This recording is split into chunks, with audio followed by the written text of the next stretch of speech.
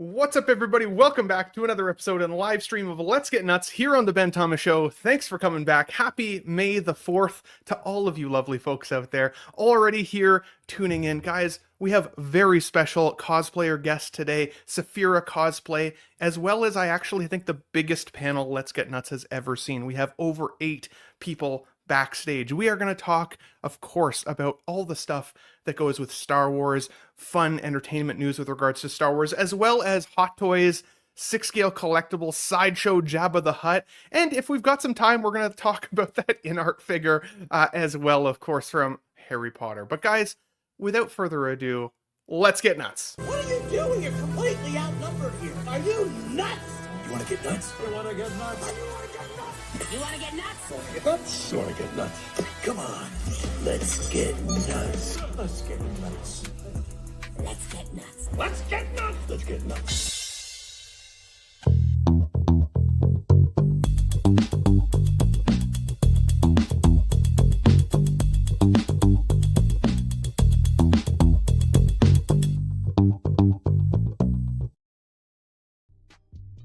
Alrighty, everybody, welcome back. So today I want to bring out my first special guest. She's never appeared on Let's Get Nuts before. And of course, there's always this mixture of, you know, our love and nostalgia for characters. One of the reasons we collect 1/6 scale.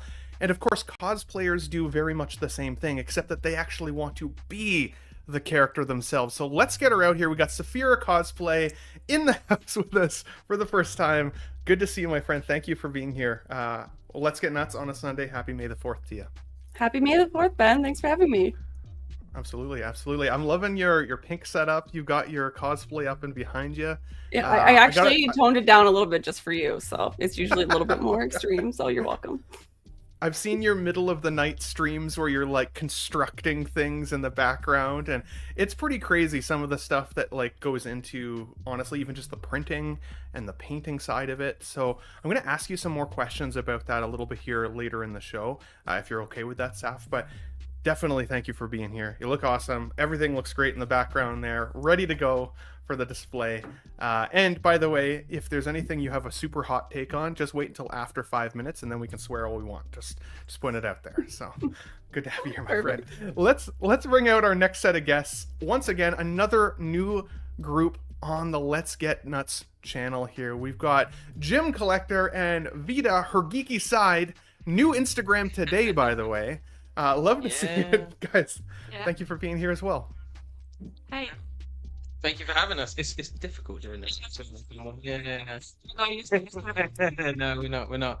But yeah, thanks for having us. Vissa obviously chose the best day to make her new account on Instagram. So yeah, excited. He just got sick of posting my photos on his account, and yeah, didn't want me to take on his thunder. So true. It's like, here, take this photo. Please post it. It's good. Come on. So totally yeah, exactly. Get that. I was like, I have so many, please. Totally get that. By the way, Vita, I really like your Ghostbuster shirt. That is badass. And that Hulk behind you guys is also standing out to me as well. So, holy crap. Crispy display for you guys today. Absolutely. Absolutely. Well, happy May the 4th. Thank you so much for being here. We have already almost 30 people watching live. So if you don't mind, after the show or even during, if you have the ability, go on Instagram, follow her geeky side on Instagram. Let's get her some follows today. Let's do it. We usually have almost 75 people watching by the end of the show. We got to get those follows in. So, but guys, thank you for being here and welcome to Let's Get Nuts for the very, very first time. Now we got another guest who is also new to Let's Get Nuts, very first time on the show. I told him he has to wait until at least 5 minutes, which is now, so I was very, very strategic. We got 12-inch Moose Stream, Mr. Moose, in the house with us again. How are you, buddy? I set my alarm for 5 minutes after I saw your opening, and see, did it? Oh, there it is! I just made it. There it is. There goes my vibration. So we had 5 minutes. Now I can start swearing. No, I won't. I probably won't. I'll keep it quiet. Yeah. I'll keep it clean as I much can be. I'll keep it civil, as they would say. You can talk about nuts all you want on the show, though. It's part of the theme, so don't you worry about it. I just scratched my nuts, so that's okay. Nobody can see that, thankfully. Okay, well, Moose, it's good to have you here, man. Thank you for being here. Happy May the 4th to you as well. I like your Star Wars gear that you got going on. The hat's definitely rocking it, dude. And And it was cool because I got a chance to actually meet 12-inch Moose Stream in person 2 years ago at OxCon, and I got to ride shotgun with Moose while he drove all over town trying to find a theater, swearing at people in his Boston accent. So it was good times. Oh, we were in my car one time. Oh, okay. That's right. I'm trying to keep. I know Big Old Fern was in my car at one time, and I think Steve was. You know, and a couple of guys. But it was a great time. Those three or 4 days that we spent down there. You know, eating and drinking and talking figures and and playing games and going to that movie. We saw. What did we see? Did we see Empire? What was it we saw? Empire or Return? We saw Empire. Yeah, we saw Empire up on the big screen. First time I'd ever seen it on the big screen. Right, and the original version too, not the special edition, correct? Dean and Zach from Collecting Weekly, they don't mess around. It was the original version, so they do not mess around. It was cool. It was cool. And so in Canada, we don't have the same ability to rent theaters like you guys do. So I didn't realize how many private theaters you guys have there in the U.S. So that was a new experience for me going in and just having friends in the theater and hanging out and having a good time watching Star Wars. So, but Moose, thanks for being here, buddy. I want to keep us going because we've got lots of folks here in the back, of course.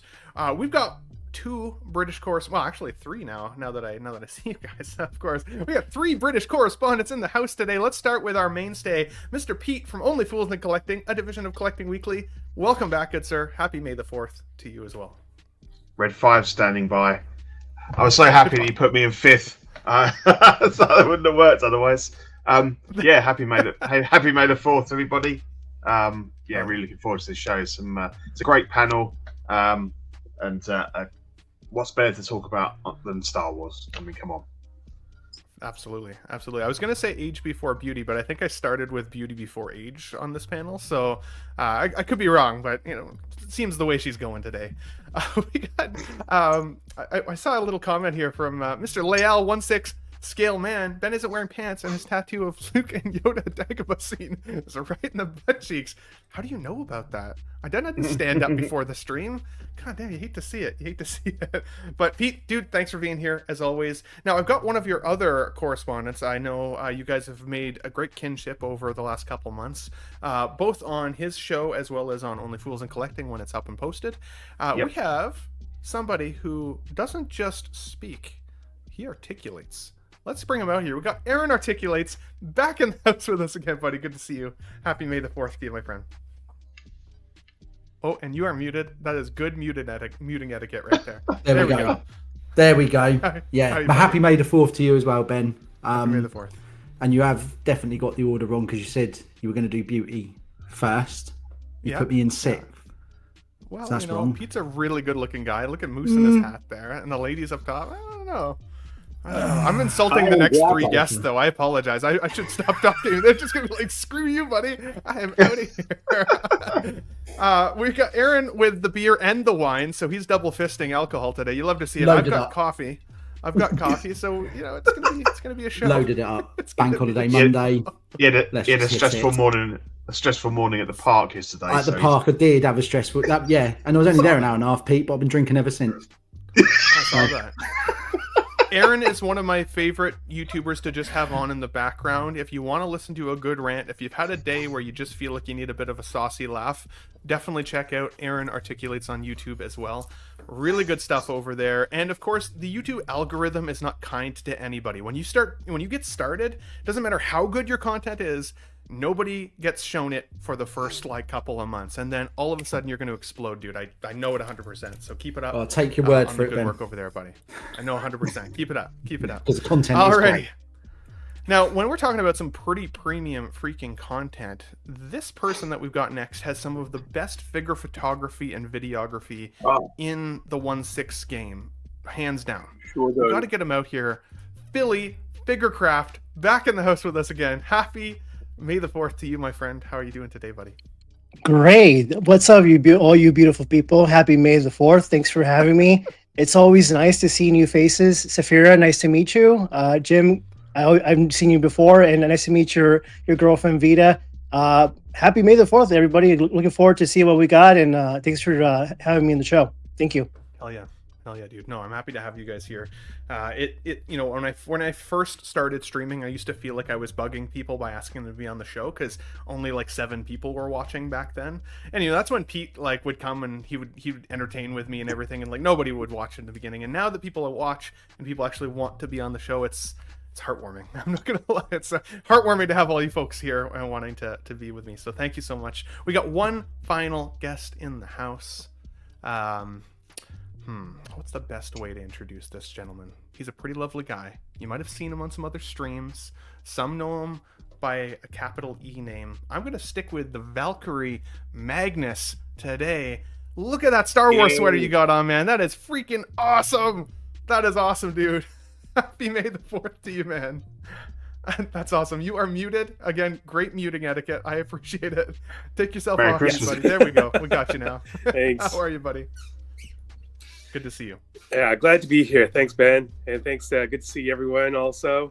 It'll be good. Fun to stream with all of you guys.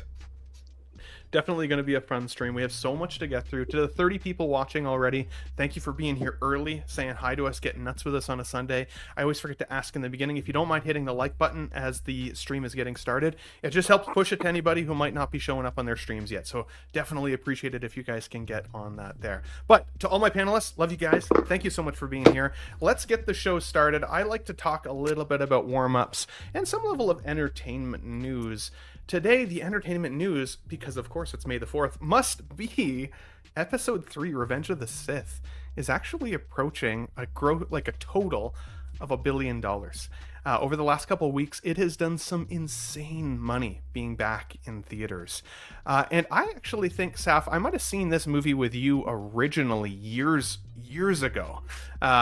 This one, and I remember Lord of the Rings we saw as well, but I think this one was on the docket back then. And it's amazing to me because, you know, the prequels have gone through this love-hate phase, right? You know, when they first came out, people were like, what the hell is this? This isn't Star Wars.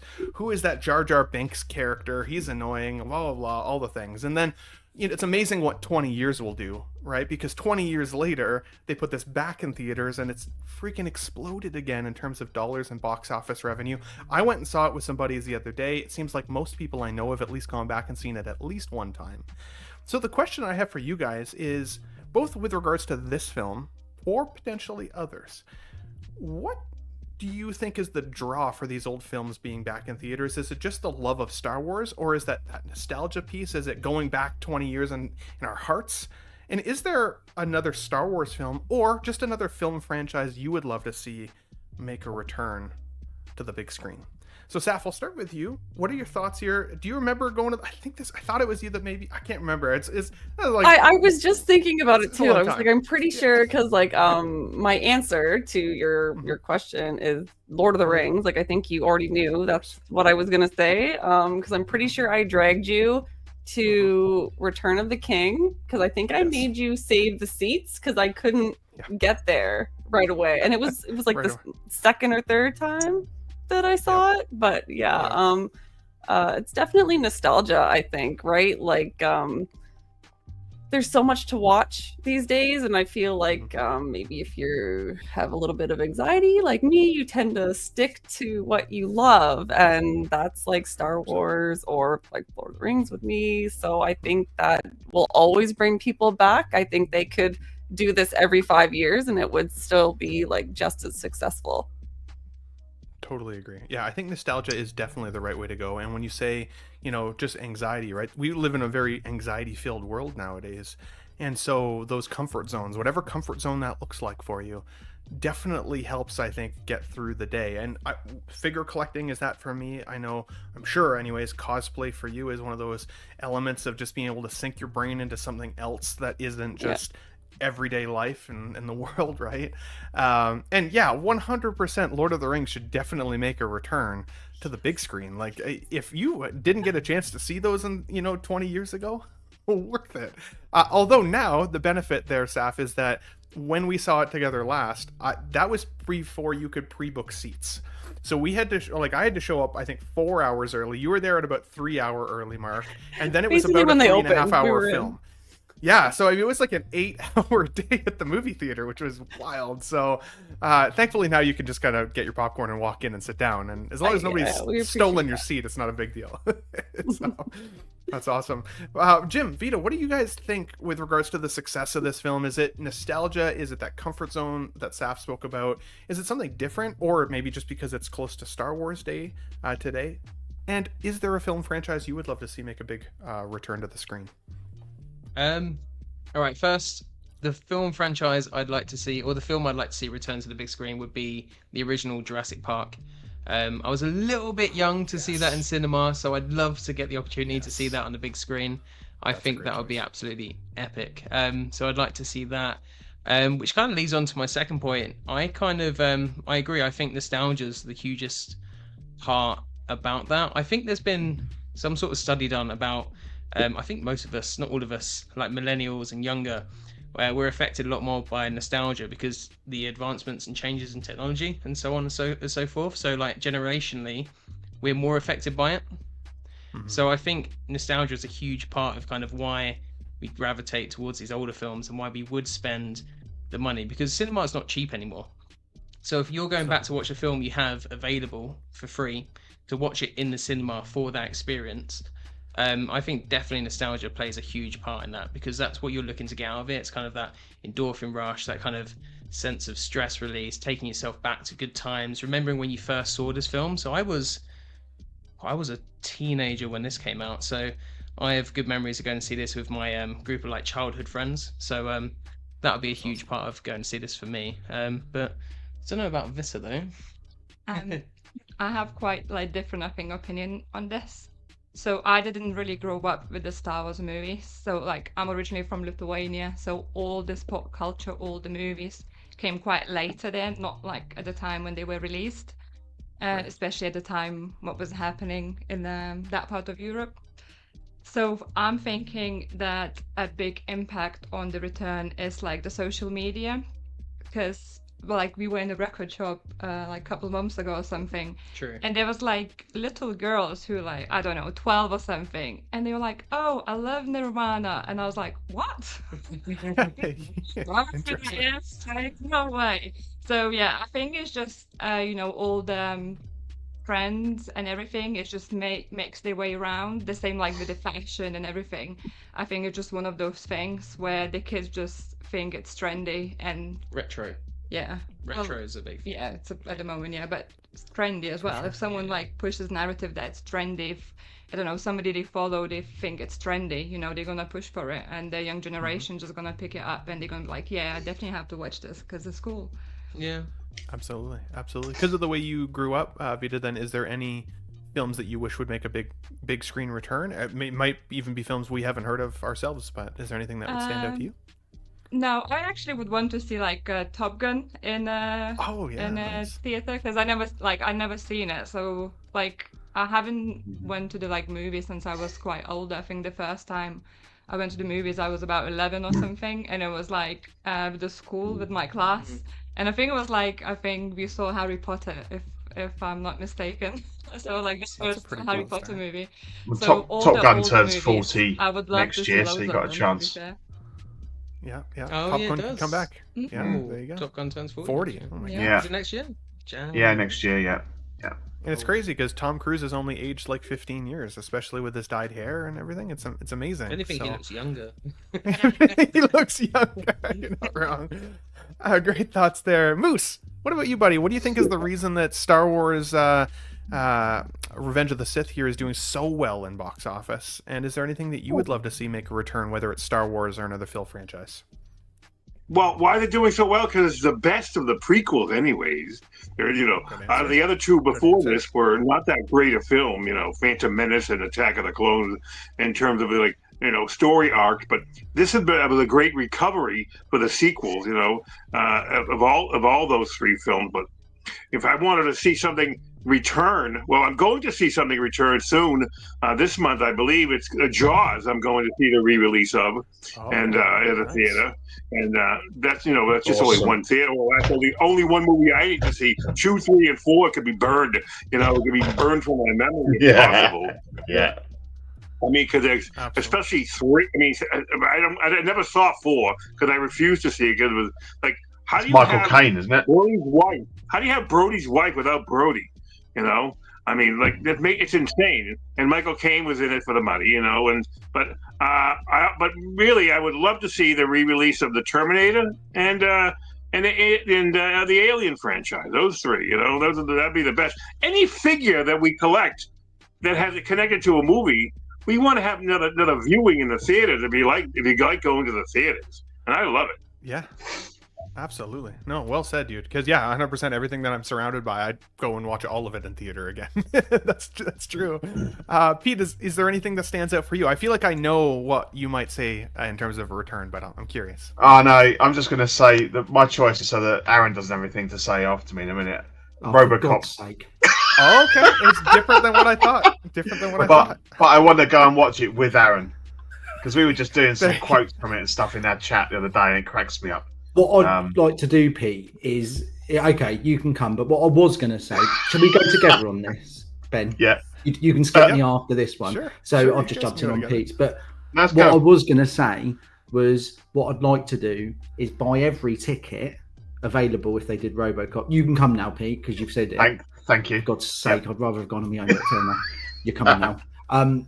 And we can just sit in there then, and then at whatever point we want to shout out a quote or do it, and then we can do that. Yeah. We can do all of that It's all good. together. Brilliant. I love it. That's fair. I knew you were going to say RoboCop, Aaron, but I thought you might go Indiana Jones. Not going to lie. I thought you'd say Raiders would be awesome, but I think beyond anything else, I'm looking forward to seeing A New Hope again in 2 years' time for its 50th. And amazing if it would be the original cut. Not going to happen, but I last saw it in the movie theatre in '97 when they did the first special editions. And as much as some of the changes are a bit controversial, just to see that on the big screen for the first time since I was probably about 5 was an amazing experience. And obviously they released all 3 then. So for me, A New Hope will always be the greatest movie of all time. And so that would actually be my choice. But I do love RoboCop as well. Hell yeah. Philly, I'd be curious from you, buddy, because I know you're a huge Batman fan. I know, but I mean, you're surrounded by amazing characters there as well. Is there anything that stands out to you? Something that if they were coming out with a re-release, you were like, yes, I have to go. I'm going to spend money. I'm going to see that multiple times or at least once more. Is there anything that stands out for you, buddy? I personally think you would relate to this one because this is one of our favorites, but I want to go back to 1990 or is it 91 when we were like 8 or 9 and went to go see those Turtles in a Half Shell from the movie, popcorn, arcades, skip the theater. Remember how you used to skip a theater and used to watch like 3 films all at once? I want that back. So I think that movie would be perfect for it to come back to theaters. Mm-hmm. That's a great film, and I actually got to see. I can't remember what her freaking first name is now. April O'Neil from that. April film. O'Neil. Yeah. What's her actual name? I follow her, but I can't remember her name. Judith. I can't remember exactly, Yeah, but I got Judith. to see her. She was within 5 feet of me at Calgary Comic Expo last weekend. I got a chance to I snapped a quick picture on the way past, which was cool. And she's still beautiful. She's still so an awesome lady, too. so. Yeah, she engages all her fans, and she's amazing. Yeah. She was very engaging. And speaking of which, I got a chance to meet Christopher Lloyd last week as well at the Comic-Con, which was cool. He was a lot quieter in person than I expected, though. I'm not going to lie. He very much he just wanted to sign things and kind of move us on. But again, he's an old gentleman now, 86, right? Mm-hmm. He's probably getting to the point where you can only hear you can only hear somebody loves you 1,000 times before you're kind of like, okay, I get it. He's just played a lot. He's probably his 3 iconic characters are all shouty characters, so that's probably why you expected him to be loud. But yeah, that's right. Yeah. But I did show him my Krug figure, and he thought that was very, very cool. That's cool. Because I think most people talk to him about Back to the Future when they're there, right? So, but yeah, I got a chance to see him, and I got a chance to see Daphne Keane. I got a chance to see again April O'Neil and a couple others. So very, very cool. David Boreanaz. I loved Angel back in the day, so it was cool to see him. Was he actually aware of the fact that they'd made a figure of him? Yeah. Well, I think so. Anyway. Well, he should be. I think so. It's licensed. Yeah. I think like, so. I think so. Damn it! But again, he was quieter than I would have expected for sure. But Valkyrie, last but certainly not least, good sir, is there anything that you would rush out to the theater to kind of see as a re-release, or maybe it's Episode 3, Revenge of the Sith? Well, Episode 3 is always a movie I'll always watch no matter what. But one movie I haven't seen in theater in a long time, and it's true because it was in the early 80s, classic sci-fi movie, Star Trek II, The Wrath of Khan. Oh, yes. Love that movie. Appealing to me as well. Yes, absolutely. Musical score is awesome. The soundtrack, explosions. Even, the end was sad, but it was, especially also, what was it here? The those creatures that went inside Chekhov's ears. Yeah. Ooh. Yeah. Yep. Mm-hmm. Yep. Yeah. He was the most human. Yeah. Yes. That was a bad impression, but I'll take it anyways. Yeah. No, I Does love anyone that know movie. what the box office was for Phantom Menace, Attack of the Clones, and the Revenge of the Sith? And anyone know off the top of their head, like roughly, total which box office one has the most? Yeah, I mean, which has the worldwide box office dollars? What has been seen the most? Of the re-releases, for sure, Episode 3, but I'm not too sure about total, because Phantom Menace was huge when it first came out too, right? And especially it was highly anticipated. Yeah. Same with Force Awakens, though, right? Even Force Awakens went crazy on the box office. I think in the US, yeah. Oh, Force Awakens is still the highest Star Wars film. It's like 5th or something on all time. That's insane. I remember getting in line, sitting out in the sun outside before the theater even opened to get tickets for the Phantom Menace for me and my buddy, and we went to the midnight showing. But back then, they didn't show anything until like exactly midnight, on a Thursday night, for anything. It was like no 3 o'clock Thursday afternoon showings. I don't know if you have that in Canada, Ben, what kind of showings, usually everything starts on a Friday, but they start, they might have a sneak preview a few days earlier, but nowadays you can go to a movie that starts on Friday. You can see Thursday at 3 o'clock generally, anywhere. Or if it's IMAX, it'll be 7 o'clock. But they didn't do that back then. When I saw the Phantom Menace, we went to the midnight showing, and we had to get there even early for that, just to get in line to get our seats. And I think I sat at the end of an aisle because. It was too, people were there hours earlier. I can't stand that much time in line. It always used to stress me out, having to you get there a few minutes late and then suddenly you have to go sit in the bottom corner of the theater while all your friends are up here. Or you're like SAPHIIRA and says, hey, can you save seats? And I'm like, how am I going to save 4 seats with a jacket and giving people the eye? You know what I mean? I was a big guy, but I wasn't very intimidating, especially back then. So people just sit down. We're like, yeah, screw you. I guess I'm sitting beside you. It's like, well, okay. You hate to see it. But no, Wrath of Khan would have been a good choice. Then. You needed to bring caution tape back with you. That's right, and like a dart gun or something. Yeah, you hate to see it. So, but guys, let's stick with the Star Wars theme, and I may jump around a little bit here on us as well. Again, if anybody gets missed, it's not personal. It's just trying to keep the pace of the show going here. I was curious if you were to introduce somebody to Star Wars now. Right, lots of new, younger fans, or maybe somebody like Vita, right? If you didn't get a chance to watch Star Wars until you were, slightly older in life. How would you tell them to start it now? Would you start with Episode 1? Would you start with Episode 4? Would you watch it in that kind of chronological order? Is there an importance to that? There's some confusing aspects of it, especially with some of the George Lucas tweaks. For example, when George Lucas decided to put a young Hayden Christensen in as the Force Ghost at the end of Return of the Jedi, very confusing if you didn't start with that set of films, right? The Phantom Menace side, because then you'd be like, who the hell is that guy if you started in the 4th film? But otherwise, I don't know if there's much of an impact to the order in which you'd watch it. So, Saf, I'd be curious, since you've seen, I think, the majority of the Star Wars films up on the screen here, would you recommend a approach to watching them, or how would you watch them normally? Well, definitely how I watch them, which would be like original trilogy and just like how they came out. I didn't think about those little details that they've changed since, all the newer generations have come out. But I just feel like if nothing else, like the quality of the films, it gets better obviously as you watch. So I feel like it's probably going to be a more successful experience for somebody in the newer generation to actually enjoy it. If you're like, you know, this is how, for in my case, it'll be my kids I'm forcing to watch that way. They don't have a choice.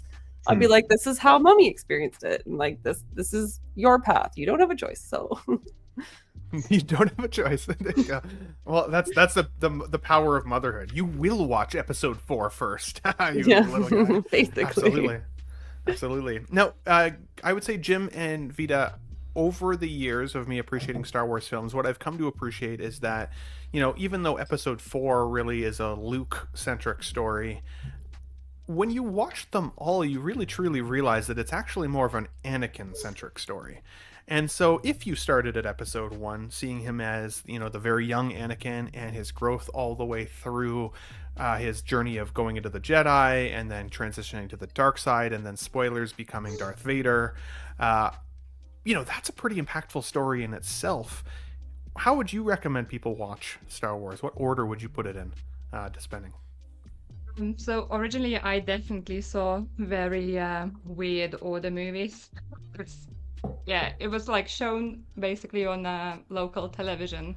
So there was some like older movies shown first, and then because they acquired like licenses at the same time, they just were like basically trying to play them chronologically as well. Like later on, like they would release the newest one, and then they were like, oh, that's the older ones, like we have those as well. And they always would play it around like Christmas or Easter, like whenever we have like kind of holiday going on. So recently when I was, well, recently through COVID, we were rewatching it. We decided to watch it chronologically. So I think I prefer it to do it that way, just because remembering from like being young as well, just like watching, I don't remember which movie was first I saw, if I'm honest. And then I remember like rewatching like in order, as I say. I was like a bit like kind of confused. I was like, why they wouldn't just show it this way anyway? It's like, I feel, as you said, Ben, like the story is just so much more impactful then, because you just see like Anakin changing. And initially I just thought like this Darth Vader guy is just, you know, badass, who always been a badass, and there's nothing to do, you know, with being a nice human being. And then when you see the actual like prequel and the story of him, it's a bit more like touching, I think, from my side anyway. 100%. 100%. Yeah, What yeah. about you, Jim? I think you're right. I mean, to be fair, for me, I'd watch it chronologically. Although episode 4 was the first one I saw, just 'cause my parents had it on VHS, and I still have that original VHS knocking around somewhere. I don't have a player to play it on, but I've got the actual VHS. But I would definitely watch it chronologically. If I was, and this may be controversial, to introduce someone who's never seen it before, maybe, and it kind of is age dependent, I suppose, but I would probably, if someone's completely new to Star Wars, not been into it, I would probably start with Rogue One, just to kind of dip their toe into it, see how they go. And I know there's a lot of Star Wars missing from Rogue One, to be quite honest, but like as a story on its own, it's really, really nice. It's a good story, it's interesting, it's gripping, and there I think that's a good gripping point for them to be like, oh, I'm invested in the universe, and then you can kind of whack them over the head with the whole Anakin like Skywalker saga once they're like invested through Rogue One, because that's quite a nice standalone film, I think, for them to watch. And although I love all the films, we were rewatching episode 2 today as an example, that has not aged well at all. That wasn't a popular film for me when it came out, and it's got slightly worse, even CGI wise, I feel like. Yeah. I mean, because I love Phantom Menace, that's probably my top Star Wars film for me. Episode 3, fantastic. Episode 4 is probably my third favourite. So yeah, I'd start on with Rogue One, and if it was me, I'd watch in chronological order. Yeah. Absolutely. Yeah, I think Rogue Absolutely. One was the first one I saw in the cinema as well with you, isn't it? Yeah, I think it was. Yeah. So That's a good I start. liked That's a that, good start. remember, so that's good. It kind of reintroduced me back to the Star Wars, really. Yeah. What was the first film you guys saw together? Do you remember? Just I curious. think it was Rogue Curious One. couples question. No, it wasn't. Was it not? No, it was a Episode- rom-com. It was About Time, the first movie we saw together. Wait, did you say first Star Wars film? Oh, I first- love that first movie. film. First film. That's About such a Time? good film. Oh, About oh, Time. first film. Brilliant. Yeah, Brilliant it's film. About Time, isn't it? Yeah, it was About Time, yeah. That is a quality film. That's not the Justin Timberlake movie, is it? Is that No, not the Justin- it's Rachel Adams, and where like the guy's traveling in time And because General Hutt. traveling in time. The time traveler's wife. Yeah, Time Traveler's Wife. Time Traveler's With Wife, Urbana. yeah. Well, he's the I child love of that the main movie. guy. He can go back because Bill Nye is his dad, and he can go back into his own timeline. It's Yeah. really good. That's Yeah. amazing. Good film. That's amazing.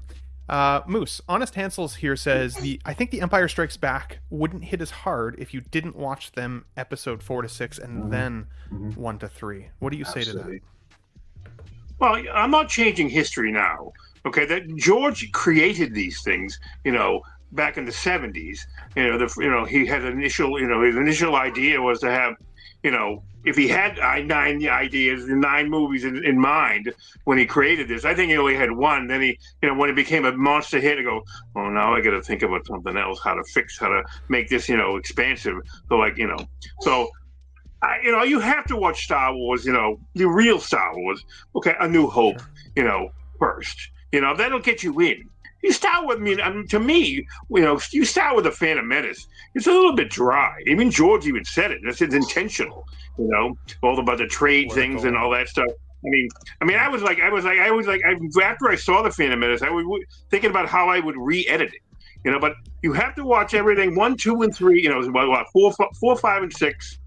And then 1, 2, and 3, then Rogue One, and then burn the sequels.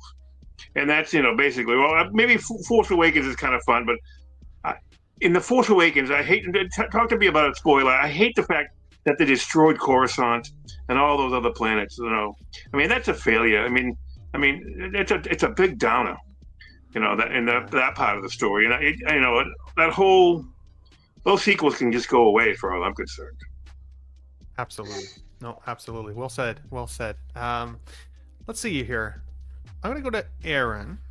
I realized while I was looking at this slide, I craftfully made this slide and then realized I had totally forgot Return of the Jedi on here. So, fake Star Wars fan, you love to see it, this or that, it's gone, you hate to see it. But, of the slide, as well as Return of the Jedi, what's a film here that you think could be eliminated from watching and not feel like you actually missed much when it comes to the Star Wars? And what order would you watch these in? I would take Solo out. I don't think it. I think out of all of them, I don't think it really does much. It's got some good bits to it, but I'd get rid of that out of what's there. In terms of order, I was actually really weirdly last week having this exact conversation with a friend because I was on about when can I show my daughter, when can I sit her down and Star Wars it out, and he said maybe a bit sick, but he was like, just do it completely irrelevant and out of the order and confuse the hell out of her. So start with like Rogue One, so it ends with Leia, but then just jump completely, and there's Kylo Ren, and it'd be like, what the what? And I was like, well, no, that's going to ruin it for everyone, isn't it? But I honestly think I'd stick with release. I think I'd stick with release because there's a reason why each one follows on, and I wouldn't overcomplicate it. I'd just say here's the original 3. It's funny because that's actually what I thought most of us would say was George did start this with episode 4, right? So you would think that the intention of that was that's the order. However, it's like, did he ever really think this was going to be that successful to begin with? So then maybe started there because he thought that was the juiciest or meatiest part of the story, and then was like, yeah, now we can do a prequel to this and sequel and on and on and on. Was it intentional, or was it by luck of the draw in terms of how popular it became? We got Blurred Dad Life celebrating 14 months of membership. Dude, thank you so much for being a tough nut that long. He says the Kessel Run was such a letdown to me in Solo. I agree with you, Aaron. Solo is the one film that I still have a hard time liking, and I like the actors in there, like Emilia Clarke's in there. I like Childish Gambino, right? I like some of those guys in there, but it's one I watched once and I've never gone back and watched again. Rogue One is one of my favorite Star Wars films of all time, though, and I honestly think I could probably skip the Clone Wars animated film as well. It helps to kind of create some depth to what the hell is going on, but overall, I feel like that was one I could... Just to say with Rogue One, I know, Jim, I totally got what Jim was saying about maybe starting someone off on Rogue One, but my argument to that would be, do you need a bit of Star Wars background to see that one? I feel like you might just watch that and just go, yeah, it's all right. And then Absolutely. not, do you know what I mean? I think you need too downbeat. Yeah. Start with, I think. Yeah. Hey Ben, I think I heard George Lucas said he started with the 4 because of the technology. He said that he couldn't do 1, 2, and 3 because the technology wasn't that advanced. I believe so. That's why he went back to do the first 3 afterwards. Very convenient of George. Very convenient. But that's actually some good context, Billy. That's good context. I've got a quick voice note here that I want to play for everybody as well. It's a special May the 4th voice note. I can't show it on screen, but I do want to play this for you guys. Let me know if you can hear it, okay? Yeah. Okay. Come on, get That's Aaron's little one, trained now to say, "Come on, let's get nuts." Says it all the time, Ben. Says it all the time. Yeah. So I'm gonna clip that. I'm gonna add that into our show somewhere when somebody's getting a little crazy, and we can reel them back in. But last but not least, before we get into some 6-scale figure news, as well as I want to hear a little bit more about SAPHIIRA, her cosplay, what her inspirations are, and so on and so forth. Pete, I'm going to go to you on this one. Future of Star Wars, what do you want to see? And I'd like some involvement from the chat as well, guys. I'd like to hear what you guys have to say about this. Pete, are you happy with kind of the direction of Star Wars? Obviously, I know you don't love the sequels, but I found that over time, Star Wars has kind of seemed like it's staying in the same corner of the galaxy, right? We are often back on planets like Tatooine. We're often reintroduced to characters who knew about the Skywalkers or so on and so forth. Mm-hmm. There's a lot of galaxy. But is the familiar something that we should be hoping for to still see from the future films? Or are you hoping that Star Wars will branch out a little bit and move away from what we already know into kind of that vast galaxy that's before us? What are your thoughts there, Pete? I think I've got 2 kind of points to this. One, if I'm being really, really harsh, I was quite happy with Return of the Jedi. They could have ended it there, and I'd have been happy to the end of my days. Obviously, it was too much of a good thing to stay that way.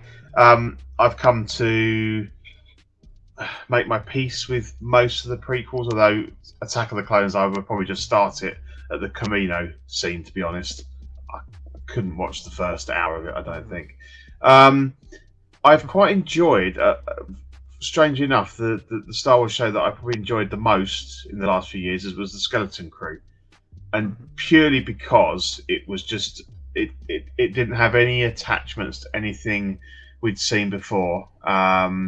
You know, and it was just a good laugh. It was, you know, I thought the kids were okay. It had a sort of Goonies feel to it.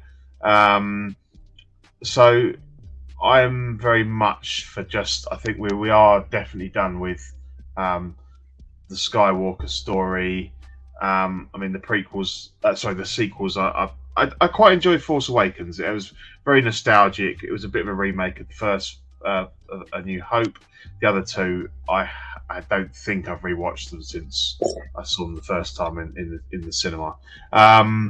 So yeah, I think something completely different. And obviously the Starfighter announcement with Ryan Gosling could be really good if it is just purely just, you know, not any links to anything we've seen before. And you know, there's enough good.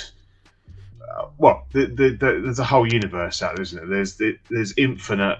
You know, we can still have X-wings and stuff if we want, but anything goes in Star Wars. So I think, yeah, just keeping it fresh. And I think the important thing is to have good writing.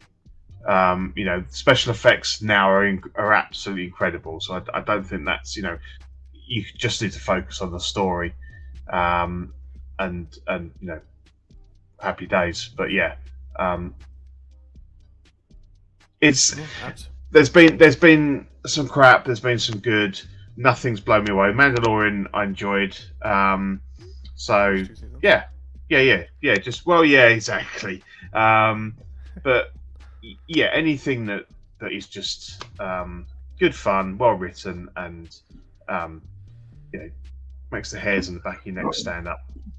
So yeah, absolutely. Well, I was gonna say, Luis Esquiva says we need the Old Republic storyline. Oh yeah, absolutely. That'd be cool. That would be cool to see. Actually, I've heard some fan casting of getting Keanu Reeves in there as one of them. That could be interesting. Saf, who's your favorite Star Wars character? I don't think I've ever asked you this question before.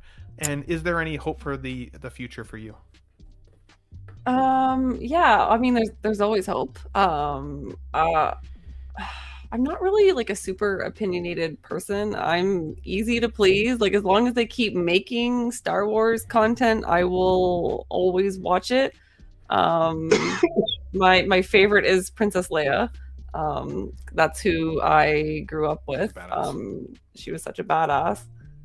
But yeah, like as long as I keep making them, I'll be happy. I mean, I almost feel like you got to give them a little bit of wiggle room because they're like expanding, right? I feel like they're kind of testing different ways to like make shows and movies and stuff like that, and then they're gonna like narrow it in, and maybe they'll go all in on one storyline if it really like takes off. Like Skeleton Crew has been really popular. I only watched the first episode, but I was really liking it.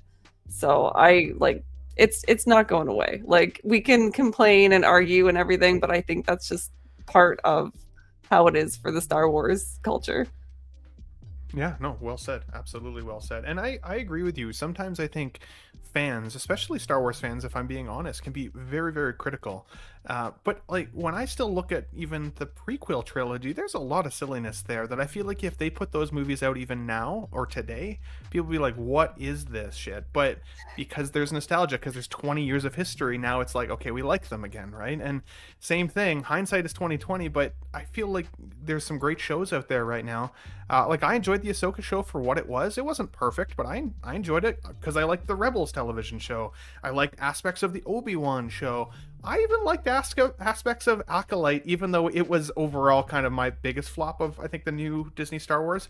Still enjoyed some aspects of that. So, for me, I'm just happy to have Star Wars back on the screen too. But I'm also understanding of the folks who are so critical because there are some characters, like for me, Batman is one of those. If they put a Batman on screen and it's trash, it's going to be hard for me to get around it, even though it's like, yay, Batman's on the screen again. But if I hate the version, it's still going to be hard for me to like adopt that love for it, right? And I don't want it to diminish my feelings from the past, especially. But would that stop you from seeing a future Batman, though? No, definitely not. Because, I mean, a great example of that is Henry Cavill, right? People loved Henry Cavill as Superman, but now that he's not the Superman, a lot of people are like, screw it, I'm never going to see another Superman movie again. He was my guy. But what if David Cornsweet is actually one of the best, if not the best, Superman that ever existed, right? We just don't know it yet because we haven't seen it yet. But if you haven't given it that chance, then you're kind of just taking yourself out at the knees. You're limiting your own experience, which on this planet, we all work and we're all stressed all the time. Don't limit experiences that could create love and nostalgia, in my opinion. But Vita, I was curious for you because the girl that I've been dating hates Luke Skywalker. Thinks he's just like a bitch, honestly. Her words. Literally, Luke Skywalker is like a whiny bitch. Honest Hansel here says, I want to see more Luke. Recast Luke and let's see how badass he was. The sequels robbed us, which I do agree with you. Honest, by the way. But Vita, what is your take on Luke Skywalker? Do you feel like we were robbed of an actual badass story of Luke? Oh, I think you're muted. Sorry, guys. Good muting etiquette. Can't hear you. Can you hear us now? Yeah, we got you. There we go. Like Microphone. double muted us. Yeah, I did. Double muted. Now you like threw me off my thoughts. It's quite a tough question, to be honest. I didn't think that he was a whiny little anything. Trying not to swear still. You can't now. He did. It's his show.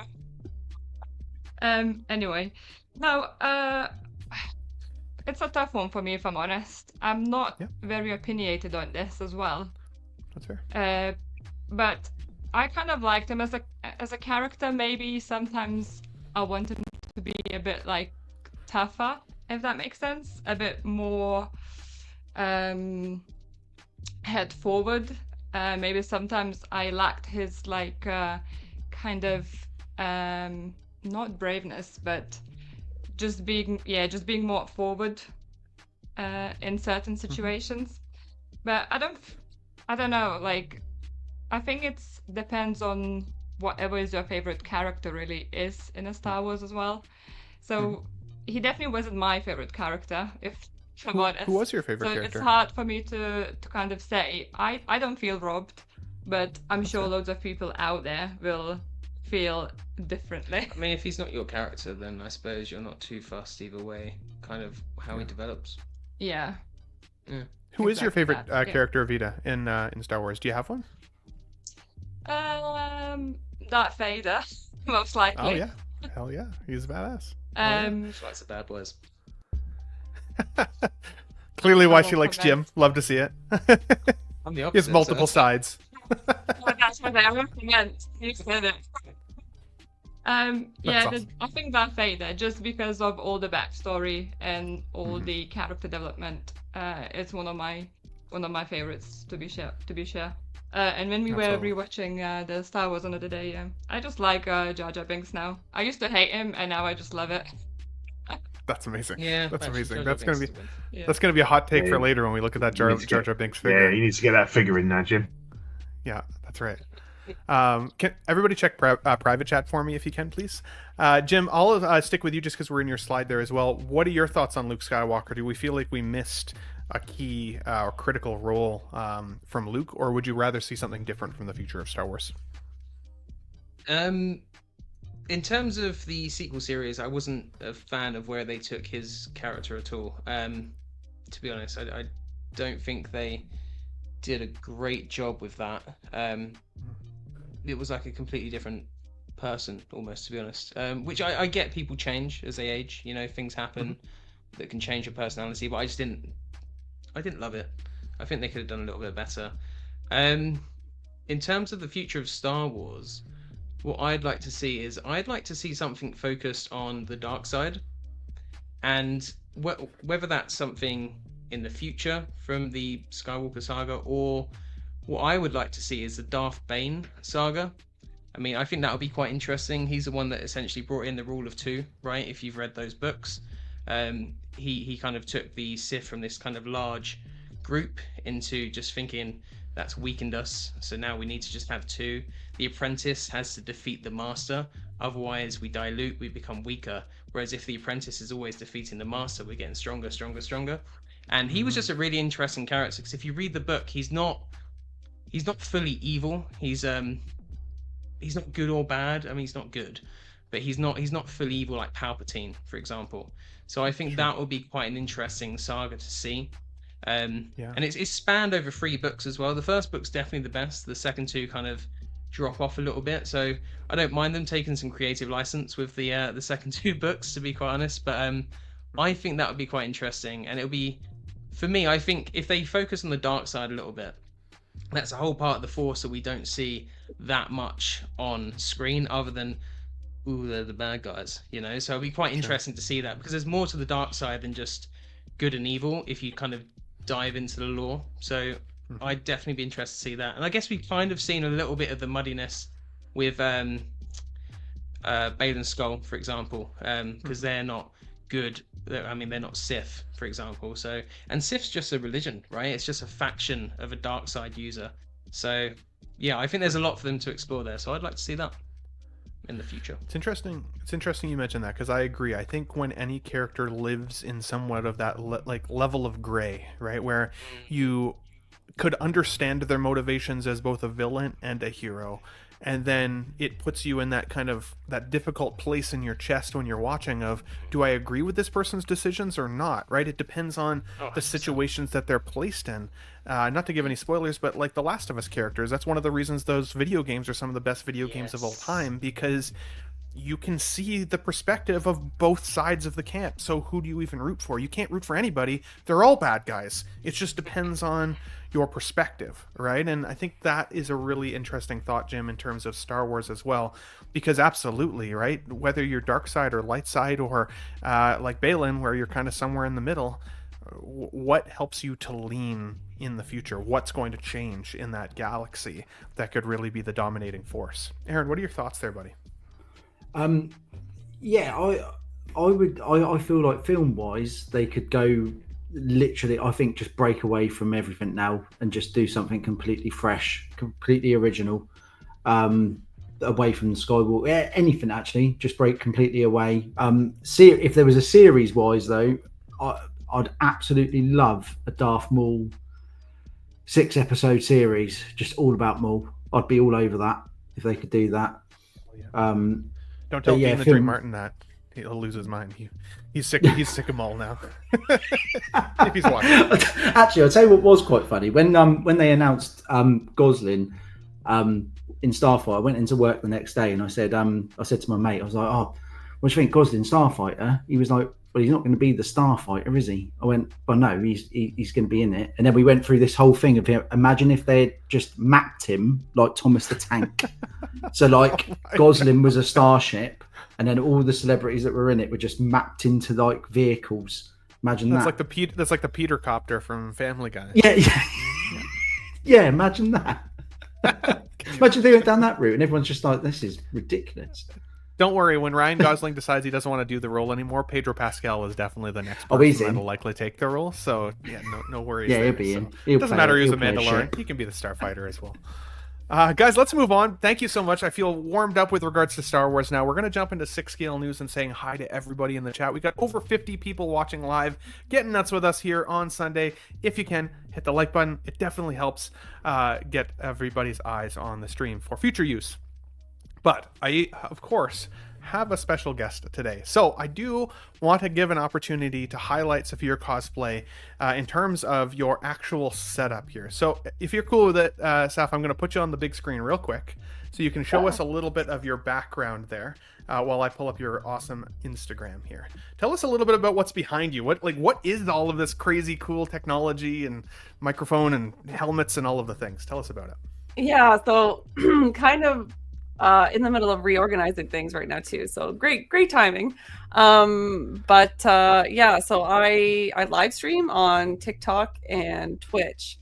My whole creative process, how I make all my crazy costumes. So I'm like crazy, sort of practical, sort of like showy, but like this is some of the highlighted props that I've made. I tend to trip and fall into pink paint accidentally all the time. I made the rescue Iron Man suit, but I made like a Barbie version. I did the same thing with Bo-Katan, and then yeah, so that led to kind of the latest project, which is your fault completely. I was watching your stream, and you guys were talking about this figure that was coming out. And I pretty much couldn't even tell you what you guys were talking about past that point, because I was just like staring at it being like, you're not going to make that. You're not going to make that. You're not going to make that. And like, I made it. I couldn't stop myself from making it. That's insane. And honestly, so when you had forwarded us a picture yesterday, so this was the photo that you sent us yesterday. And I was like, oh, it's like, I mean, it looks good, but it was oddly scaled. And then, so when you held it up today, when you joined the stream, I was like, no, that looks like it's legit. Yeah, I like, didn't, perfect. It was just like a really quick shot. So I didn't even realize that you were, yeah, it was a horrible picture. Cause I was like trying to do like the wide lens and stuff, but like, I go after every single detail. It's really, really important to me that colors are accurate. All the details are there. That the proportions are correct, which is something that I struggle with. because I'm kind of smaller, wearing a giant Lo- helmet. Love those pink visors. Great job on that. Yeah, thank you. And actually, I was saying on my stream yesterday, I'm like, I hope nobody comes after me for not having the green lenses, because I just didn't have green window tint, but like also I love pink, so it works. I think the pink goes with it actually really well. Yeah, it's kind of my thing. I stay accurate, but I also do like putting a little bit of my own spin on things. Yeah, so you can see my Bo-Katan Barbie. Actually, that photo there, it just got published in the Creative Cosplay Star Wars edition. So I'm officially published now, which was like really cool to be featured in a Star Wars edition of all things. So yeah, pretty cool. No doubt. And then we gotta see the what'd you call it? Iron Barbie? So it's rescue. It's the Pepper Potts rescue suit from Avengers Endgame.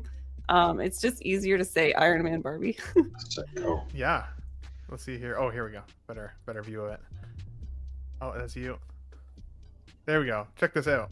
That is crazy. And that was just a test run too. So like the light, like the eyes and the lights are gonna work next time. I actually want to put some servos in the back panels and actually get them to like lift up and stuff. So that was just kind of the maiden voyage to see how everything fit, what needs to be tweaked, and more comfortable, if that's even possible with those things. Absolutely. No, I also I compete in craftsmanship cosplay, so like a lot of these Barbie mashups and stuff, they are my fun projects, but I try to tackle one like serious project a year to compete in at the fan expo circuit. And I just I absolutely love creating things. It's my outlet. I get like triggered, like basically the prime example was seeing you guys talking about the Sideshow Star Wars Celebration Stormtrooper, and it's like lightning, and I obsess, and I have to pull it out of my head. It's the only way to move on with my life, is to bring it into the world and make it and wear it, and then and then I feel better. But I'm trying to actively get better. I fell into 3D printing, so it's I have two crazy hobbies in one now. So yeah. And sorry if I missed it, how did you say you got started in the hobby? What inspired you to even start trying to do this? And would you have any recommendations or tips on people who are thinking about kind of starting themselves? Yeah, so it was a friend of mine actually. She met me, and you can attest to this, Ben, because you've known me for so long. Sure. I kind of don't talk about the nerdy side that I have unless other people are already talking about it. I don't wear it on my sleeve as obviously. Well, now I'm better at it, but it just was almost like a closet nerd for a little bit. And when she met me, energies matched, and she was like, "Oh, I'm going to this convention and we're dressing up. Do you want to join our group?" And I'm like, "What's a convention? What's cosplay?" And basically origin story formed. Went to my first convention. I was just blown away that there was so many people dressed up, and they were all characters that I loved. I was just so inspired. I was like, "Oh my god, this is a thing. This is a thing. I want to do this." And I immediately I pretty much been making cosplays on and off since, and that was almost 7 years ago. So, and I just keep trying to build on my techniques. I try to get better. I'm trying to get better at competing because I have severe ADHD, which is my own worst enemy. It's the thing that makes me make things, but then I don't get my shit together for the competition day because I can't, because of the craziness and the chaos. So yeah, some of these are awesome, by the way. How long would an average print take? So for example, your helmet, what kind of printer do you use? Is there anything that you'd recommend? Is that a beginner printer? Is that more of an advanced one? What stage are you at on that side?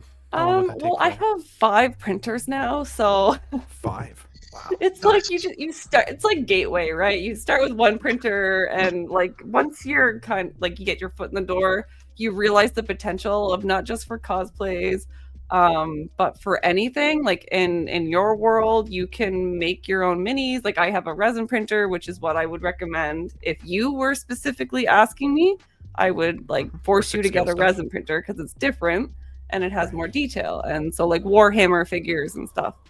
But like the easy answer is you don't need the best printer or the biggest printer to make anything. It's all about what you do with the prints, how you like slice them up, how you post process them. That's like the magic. That's where the magic happens, because you don't need the best equipment for sure. You just, you likely will end up becoming obsessed like the rest of us. Yeah, absolutely. And then I know you said, obviously you're a perfectionist, so that's probably a bit of a challenge sometimes. What would you say is your biggest like barrier to entry, or your biggest challenge of the hobby itself? Is it time? Is it cost? Is it, getting noticed? Like what's the biggest obstacle for you in that hobby? Definitely I'm my own worst enemy. I go after every details almost to a fault. And typically when I get inspired to make something, there'll be some detail on the costume and I like focus right in on this one thing, and like that's what I want to make, and I just kind of end up making the whole costume as a result. Like for example, with the Mercy with the big blue wings, as soon as I saw that photo from the artist, I knew exactly how I was going to make those blue wings. And it's just like, I'm going to make something that doesn't exist, and I'm going to use plexiglass, I'm going to use lights, I'm going to sand, I'm going to hand cut every single feather.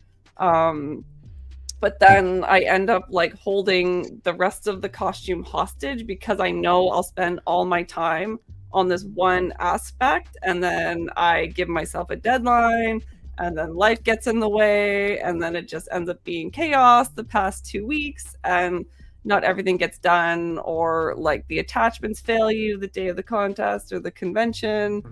You always leave something on the table. It's always chaos. It's always so hard getting your shit together for like the day of. So that's like my worst problem that I'm working on, but I don't think I'll ever fix it. Absolutely. Thank you for letting me put you on the spot, Seth. Definitely appreciate you. Last question. We got over 50 people watching. Where can people find you? Where can they subscribe to your content? Is there a specific place that's more important than another? Obviously we got your Instagram up here, but I see you a lot on TikTok. Is there anywhere we should be looking for you?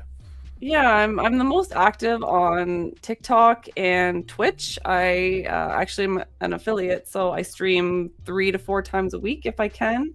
And then I have a Discord server that kind of helps me keep in touch with everybody, because I kind of jump around platforms a little bit, like Instagram and TikTok I'm on a lot. But on Discord, I get a lot of questions about 3D printing and props. So sometimes in the live streams, I can't get to all the questions, and I want to help everyone. So that's kind of where the Discord stemmed from. But now we have like a whole community of people that maybe they don't want to 3D print, but they want to cosplay, or maybe they just want to hang out. So definitely like Discord, TikTok, Instagram. Absolutely. Thank you for that. And does the panelists have any questions? I think Pete and Aaron, I think you guys said you might have a question for Seth. Yeah, SAPHIIRA, can you just show us what's behind you again? Is that okay? I love your work. It's amazing. That Barbie rescue is brilliant. But what's the thing next to it? Is that a giant nut suit for Ben? Oh, that's so funny. I didn't even think of that. Oh my gosh. So I'm also into anime. So if you've ever seen Naruto, it's Gaara's sand gourd that he wears on his back. Not everything I make is 3D printed, and I try to like kind of throw that out there because more of my audience is from the 3D printing world now, but I don't make everything 3D printing. I like to use various random techniques, and so that's one of the few 1-to-1 scales of Gaara's gourd that exists. That's so cool. Second question, can you make Ben dress up nut suit? Because I'd love to see that. Or a nut helmet. Yeah. A nut Yeah. It's got to be done. You've got to fund it. Yeah. I would Yeah. send you Pete, the money. Pete, Go if fund it's for Ben, that's just a pants area for him. There you go. There you go. Or does he already have one? Only already certain said- people know this. I mean, I don't want to pay for Yeah, the shipping. He's all the way out west now, so I'll have to wait. Well, I'll till pay we- for the shipping. If you No, go no, to no. that helmet, I will pay for the shipping. I've got the shipping then. Aaron's got it. He's got Aaron's that got it. covered. Aaron, you Thanks, said you had a Aaron. question. Yeah, I Sam, did. as well? Yeah, more of a sort of just in terms of doing this whilst having a normal life. Like I know, like how difficult is it to do that? What you're doing, which is absolutely fantastic, but just to be like just me buying a couple of figures could cause a massive rift with my other half. Like, let alone me walking out the door dressed up as a stormtrooper. She'd be like, "What the hell are you doing, mate?" Yeah. Like, yeah. so how do you? get that struggle? Oh. How does that? Like, were you doing this obviously before you met your other half, or was it something you started then doing? I'm just intrigued, like how that. Yeah. fits into...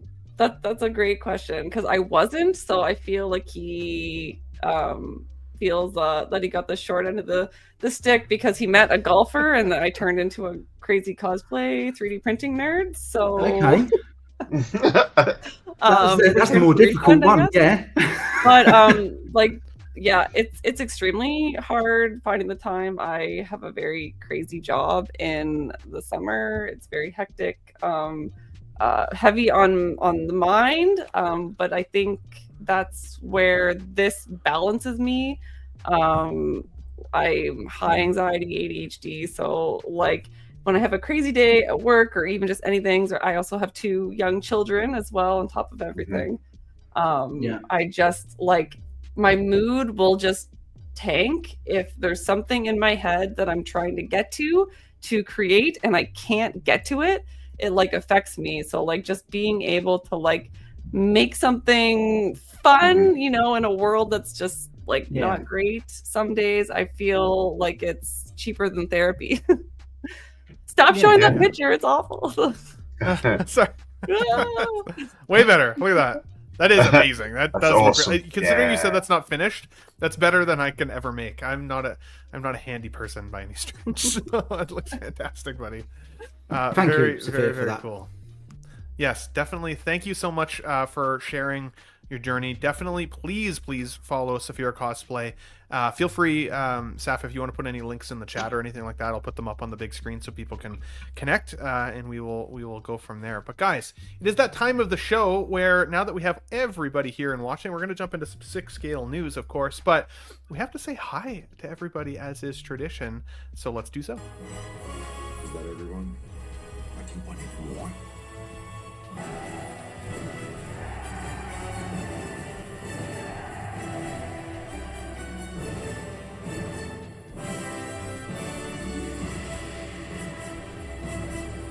Nuts!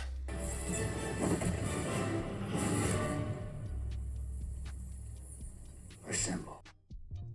Nuts assemble. We have Valkyrie Magnus here in the chat with us, as well as on the panel, as well as on the channel membership. Good to see you, as always, my friend. Jim Collector and his lovely partner Vita, of course, in the chat with us as well. So happy to have you guys here with me today. 12-inch Moose Stream also on the chat, as well as on the panel, as well as in the membership. You love to see it. Good job, Moose. Thank you. One of my longest running members now, I think, buddy.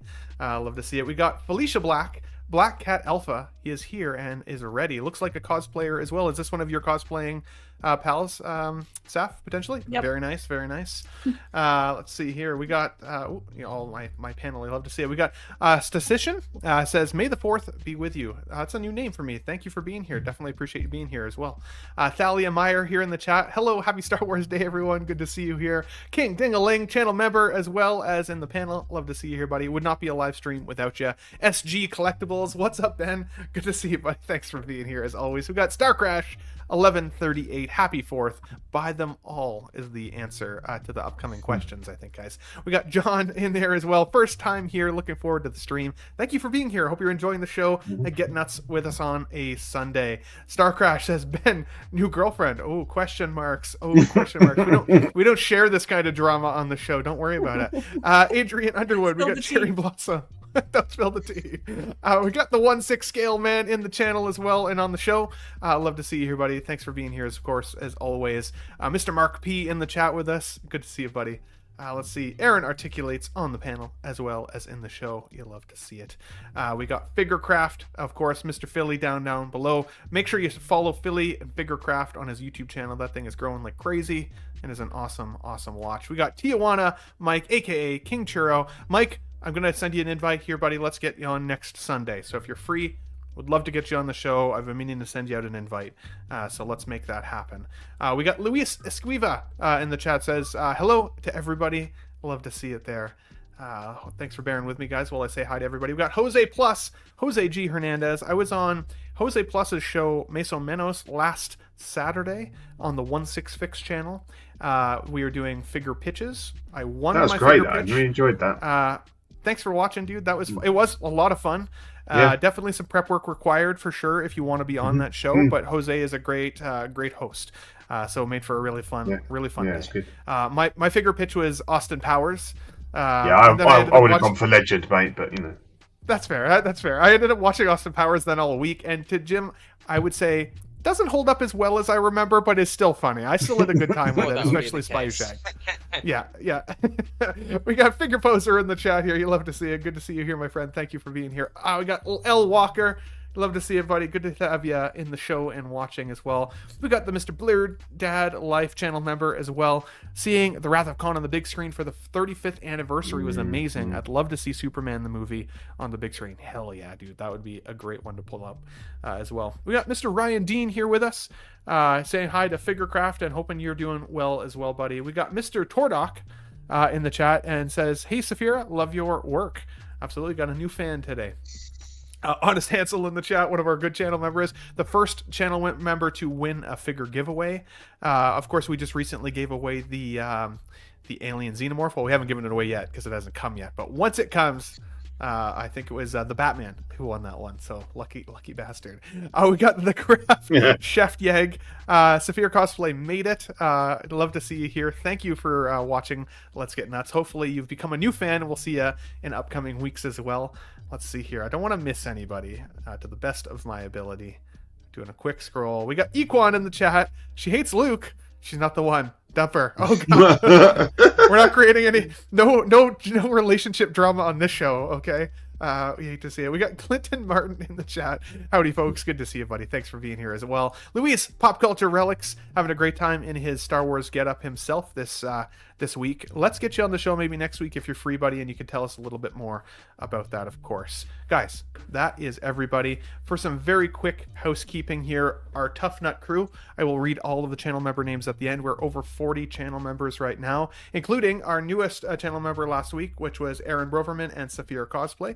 So thank you so much for becoming channel members. It's only $1.99 if you want to become part of the Tough Nut crew. Of course, you get your little figure badges beside your name, so I know how long you've been a member for. And then last but not least, you can do some interesting emojis here. Smash the nut button, this or that, and all of the above. So guys, become a channel member if you're interested. Otherwise, I'm just happy to have you guys here watching as guests. Whew! That was a lot to say, all in 30 seconds, 2 minutes. Guys, let's move on to some 6 scale news. Sideshow Collectibles has reposted or put up for pre-order once again their Jabba the Hutt 6 scale representation. And I feel for the guys out there like Jedi Knights Watch. I haven't had a chance to watch his new video yet, but I know Jedi Knights Watch just recently picked up a used one from another collector, and he was obviously very happy about it, but I know some of his pieces came broken and stuff. This is one of those pieces that I honestly never thought Sideshow would go back to. If anything, I thought Hot Toys might give us another representation outside of what was already available from Sideshow in the past. But now Sideshow has beat them to it. So now I kind of think maybe Hot Toys won't actually be giving this to us at any point. This might be the new entry point for a Jabba the Hutt in your collection. But this thing is over $1,000 US. For us here in Canada, of course, we're talking more like almost $1,400 before shipping and, of course, tariffs and all of those things. So this is freaking wildly expensive, but is pretty cool and is still likely cheaper than you'd be able to get it, of course, on the secondary market. So Saf, I know you're not a huge, I know you're not a figure collector necessarily, but I know you've been tuning into the show every week and you've been getting some inspiration for cosplay, like you mentioned. Would you ever be a Jabba the Hutt or a Slave Leia? And is there any aspect of like a Jabba the Hutt figure that you'd want in a collection? Or what are your general thoughts even just on what you're seeing here as a piece?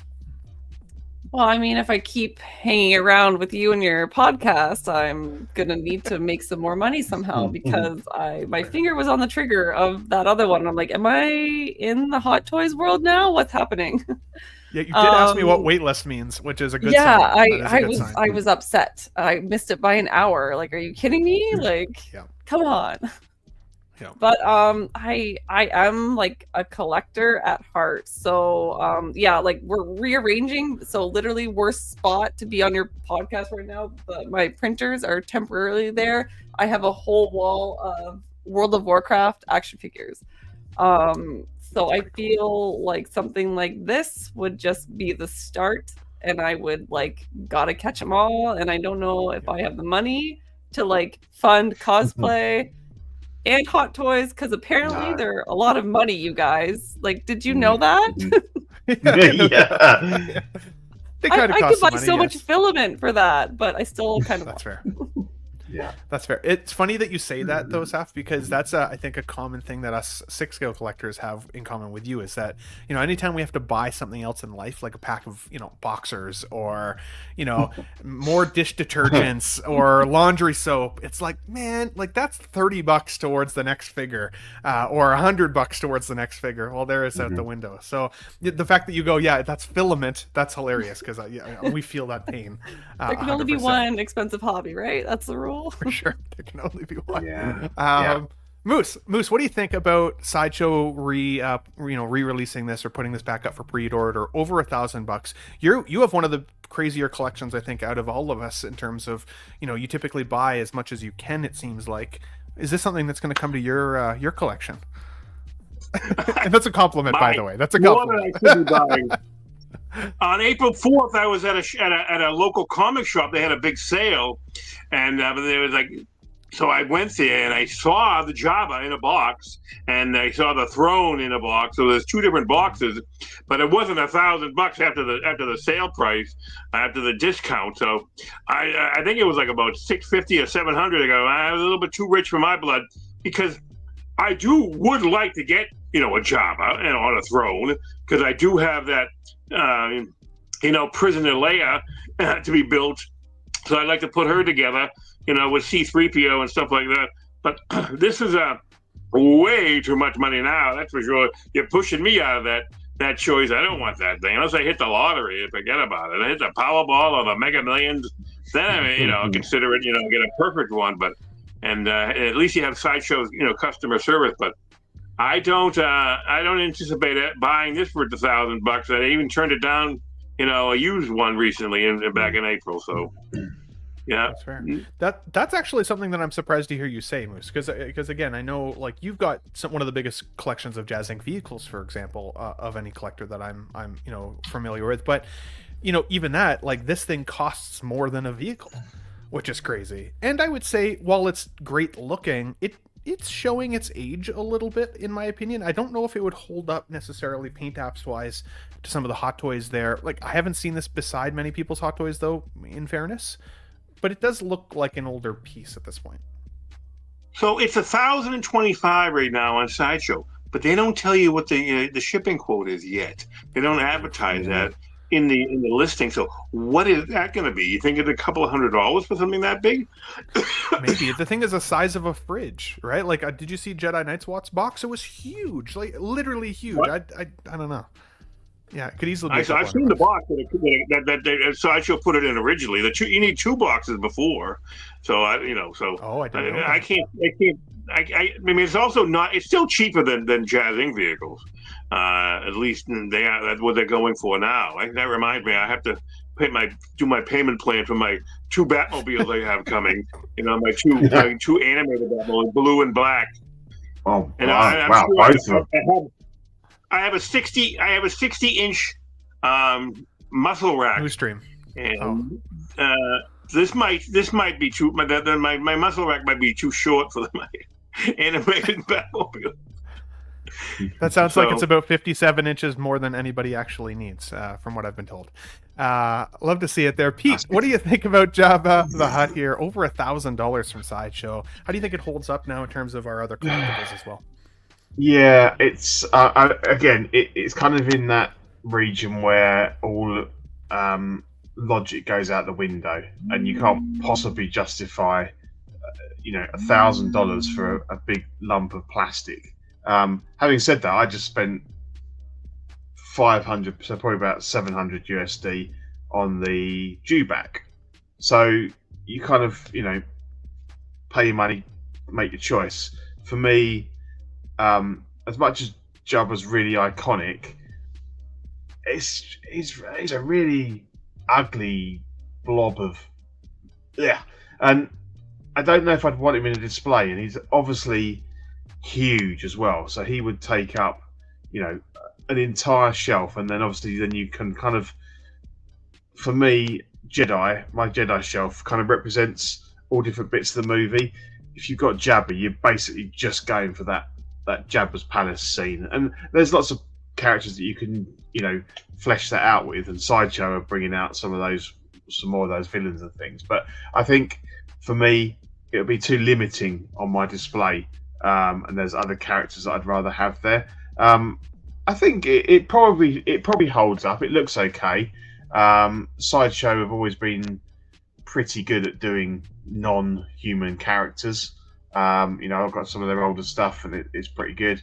But yeah, it's just the price of stuff, and I think, obviously, as I said, it would require a big rearrangement of your collection, and you'd probably go chasing a load of figures that you might not necessarily have wanted, but you'd get them to go with this. Like there's that new Bib Fortuna, there's the skiff Han, all sorts of bits. So you could double that price really when you start chasing some of those figures as well. So very true. Yeah, not for me, but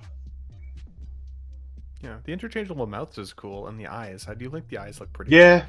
And the fact that he's a bit of a blob, just my mom would tell me that just more of him to love, honestly. So, yeah. No harsh association with his weight. You love to see it. He's a happy guy. Look at him. He's well fed.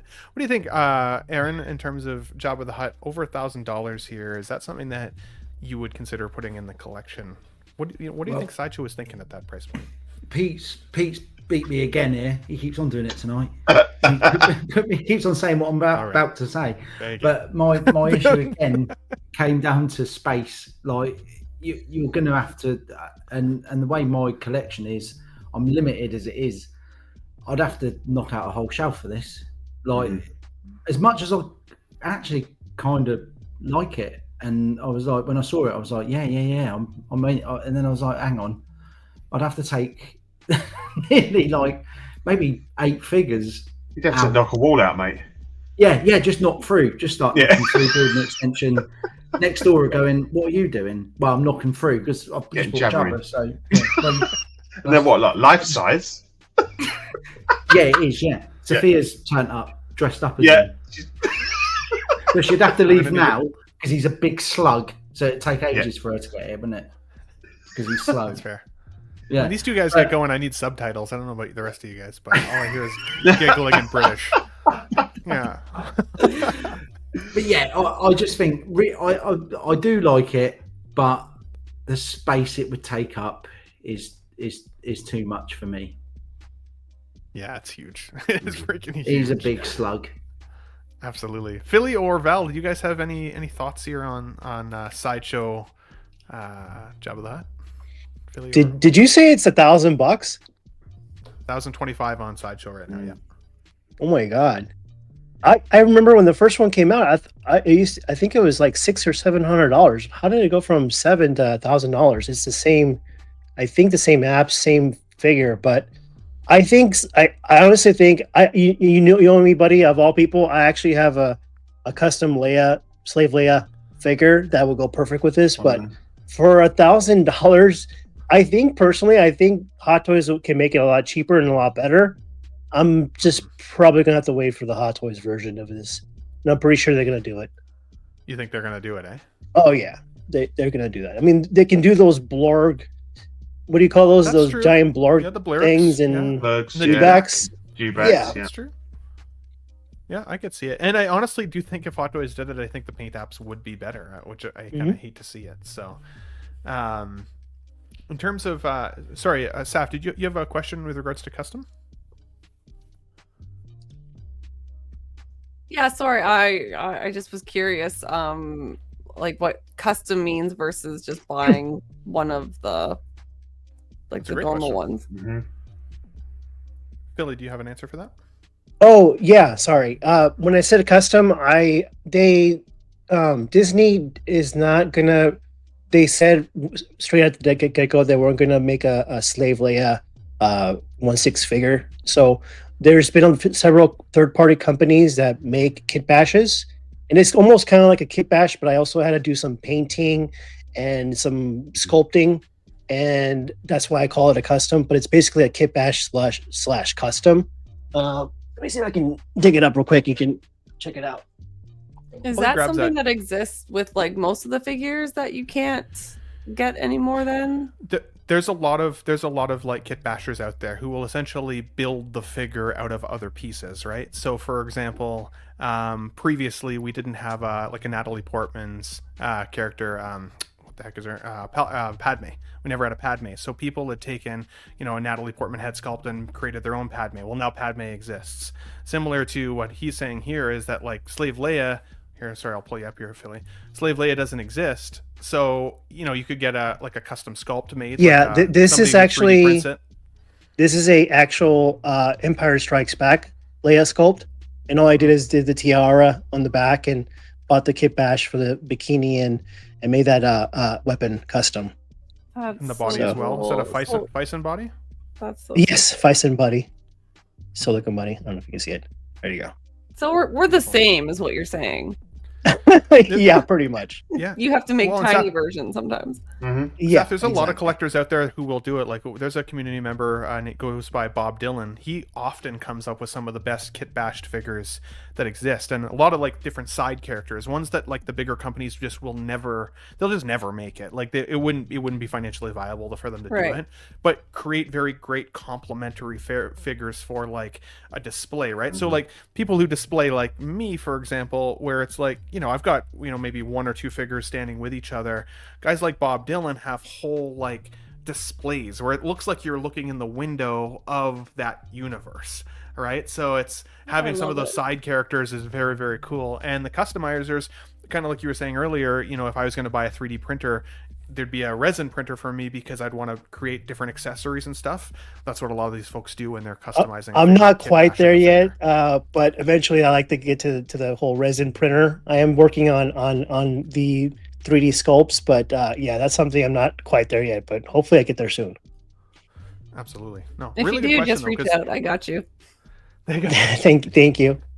Anybody getting new into collecting, they may find that to be a great question because again, it's one of those things that if you're looking for a character and they don't exist, well, how do you get them then, right? And every time we see a figure come up, we're like, oh man, like we've had kit bashes of this figure or customs. This next figure is one of those. So Poe Dameron has now hit the Hot Toys market here as well for pre-order.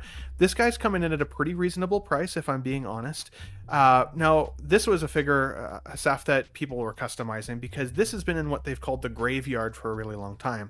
They showed Poe Dameron years ago as possible to release soon, and then for years it's just sat there. So much of the other lines have been created, including some of the sequel trilogy lines have been created and somewhat forgotten about, and so we felt like this was going to be a victim of the past. So anybody who ever had an opportunity to get a custom sculpt of Oscar Isaac then kit bashed their own Poe Dameron in a lot of ways.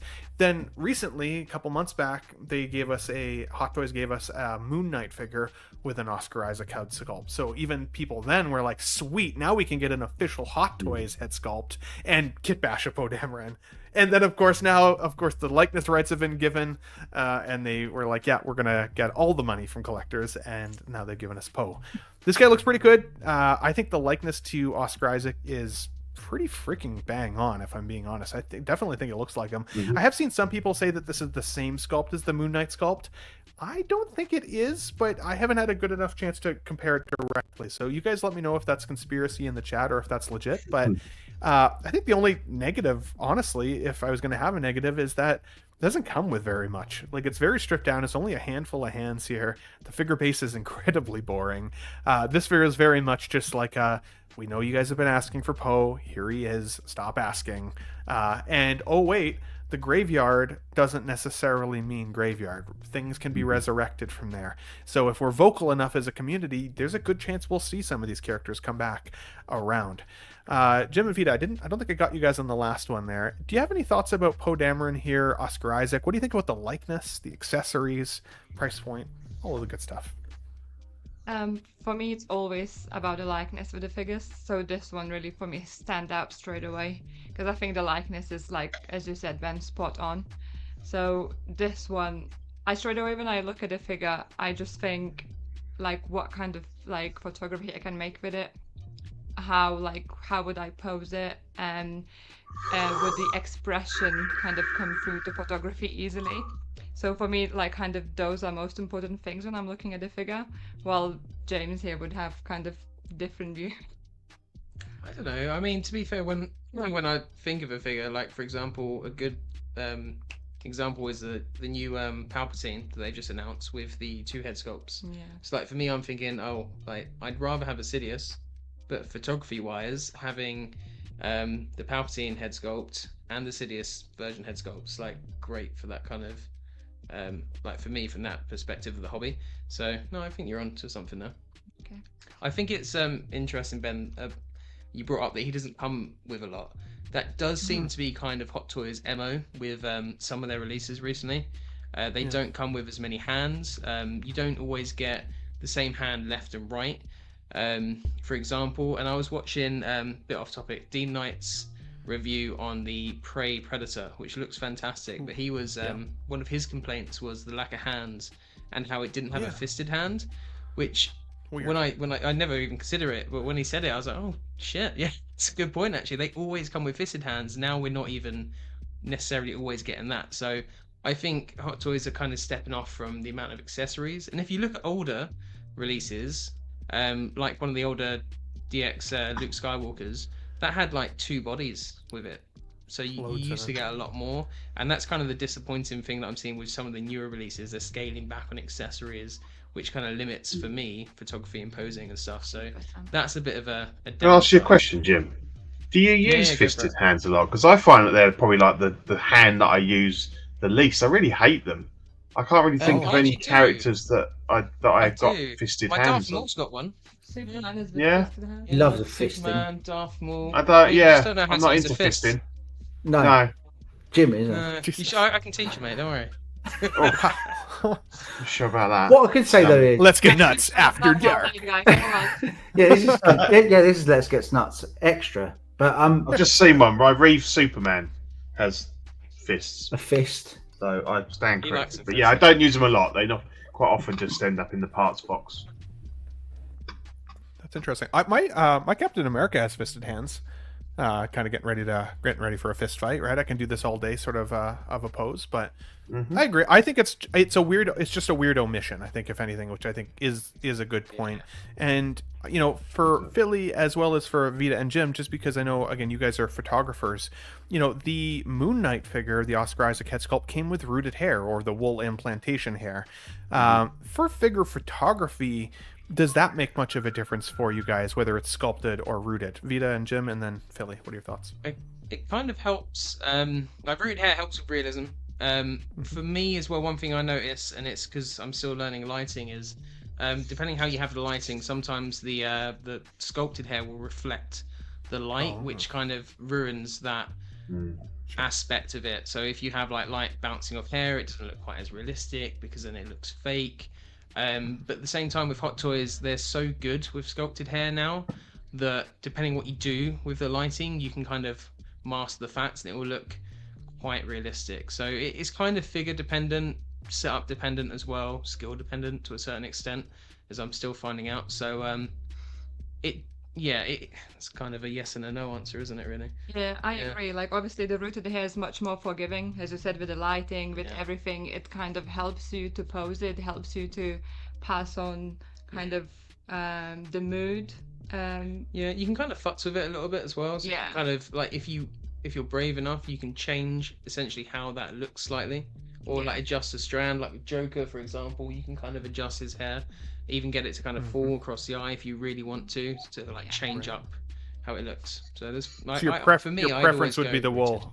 Your Yeah, preference would be the rooted hair or the wool. Yeah. Generally, it would, yeah. Yeah.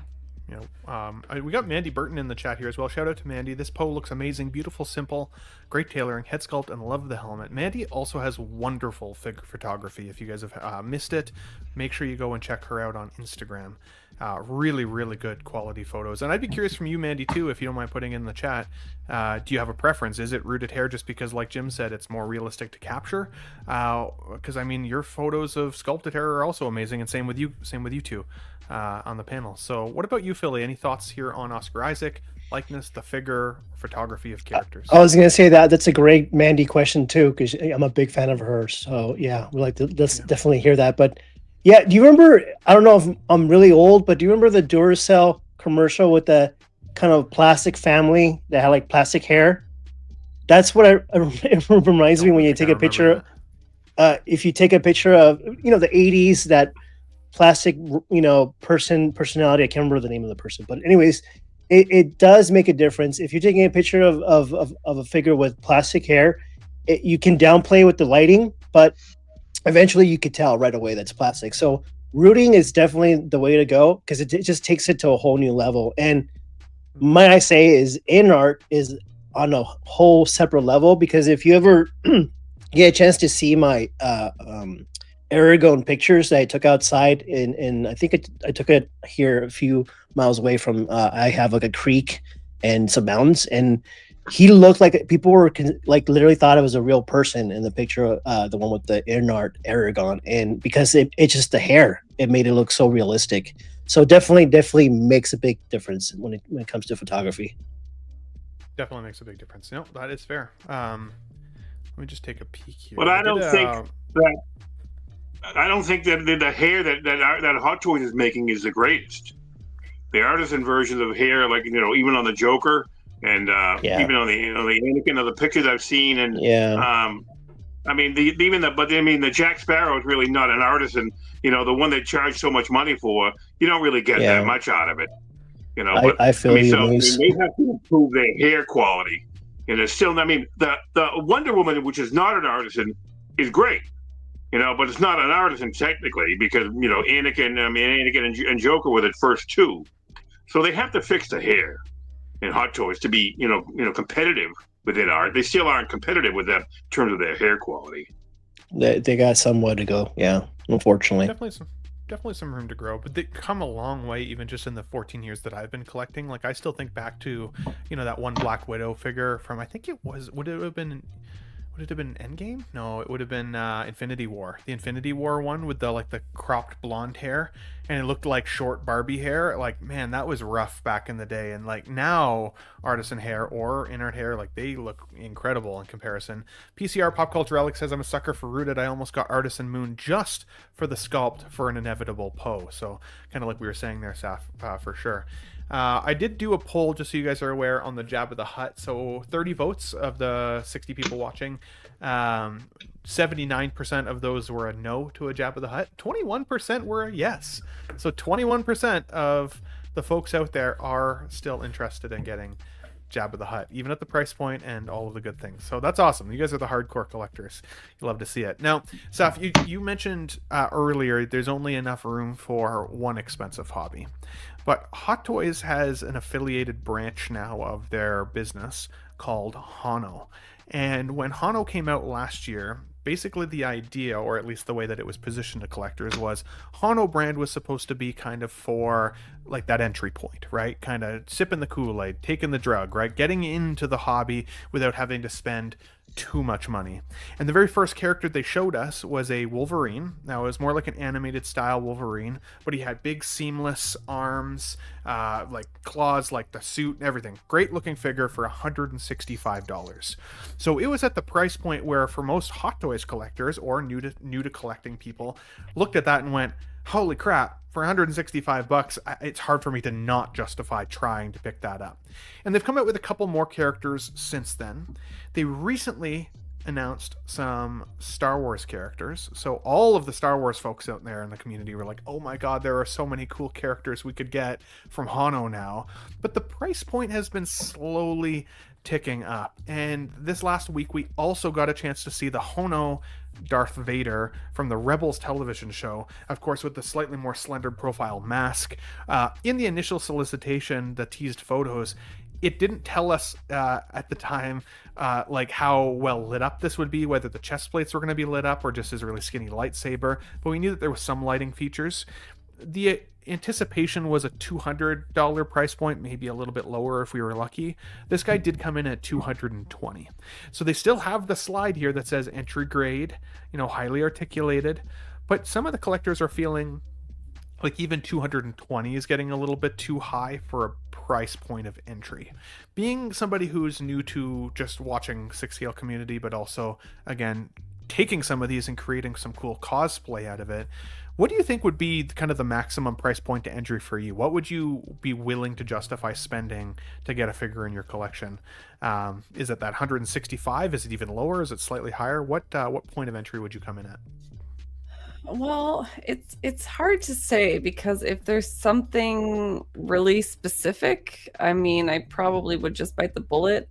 For me, I love using the Hot Toys as references when I'm painting and making details, because sometimes it's really hard to get good reference photos, and I always stumble upon Hot Toys, and probably from you guys, doing all the shots and the different profiles and the different details. So I think it would depend on how close the detail is versus the price. If it's like way off, then I probably would, if I was going to get it, then I would just bump up to the Hot Toys. Yeah, if it was like really near and dear, like Darth Vader, I probably wouldn't bat an eye. But if it was just to kind of collect for the sake of collecting, I'd probably be a little bit more reserved. Mm-hmm. With all of the stuff that you have in behind you, and maybe you kind of touched on it earlier, is there a character that you would buy either in Hot Toys or hope for something like a Hono brand to give us? Yeah, so when I was unsuccessful in purchasing the Cherry Blossom Stormtrooper, I kind of like bummed around on the site a little bit, just getting a feel for the pricing, right? Because I was like, here we go. Because the Cherry Blossom Stormtrooper is my first time that I've seriously considered it. And I stumbled upon a figure that I would have loved to purchase right then and there, but it was over $1,000. And again, I'm veering off of Star Wars Day, but it's from my favorite anime right now, Solo Leveling. And it's a really, really epic pose of this character that I want to cosplay. So like, I want it for the details, but also it's just way more epic of like a statue action figure compared to like my kind of pathetic looking Funko Pops I have right now. So I can see myself, starting to like not get the cheaper ones and starting to maybe pick quality over quantity. So maybe just not getting as many, but like when one really grabs me, like a Darth Vader or something that I really, really want, then I probably would just buy it. Maybe you can crowdfund. Be like, guys, if you want to see me, making this character in my basement at 3 o'clock in the morning every night, I need you guys to buy the figure so I have a point of reference, okay? I was low-key tagging Sideshow. I only made a couple of posts about the Cherry Blossom, but I knew it was going to be hard to get, and I was like, tag, this would really help me.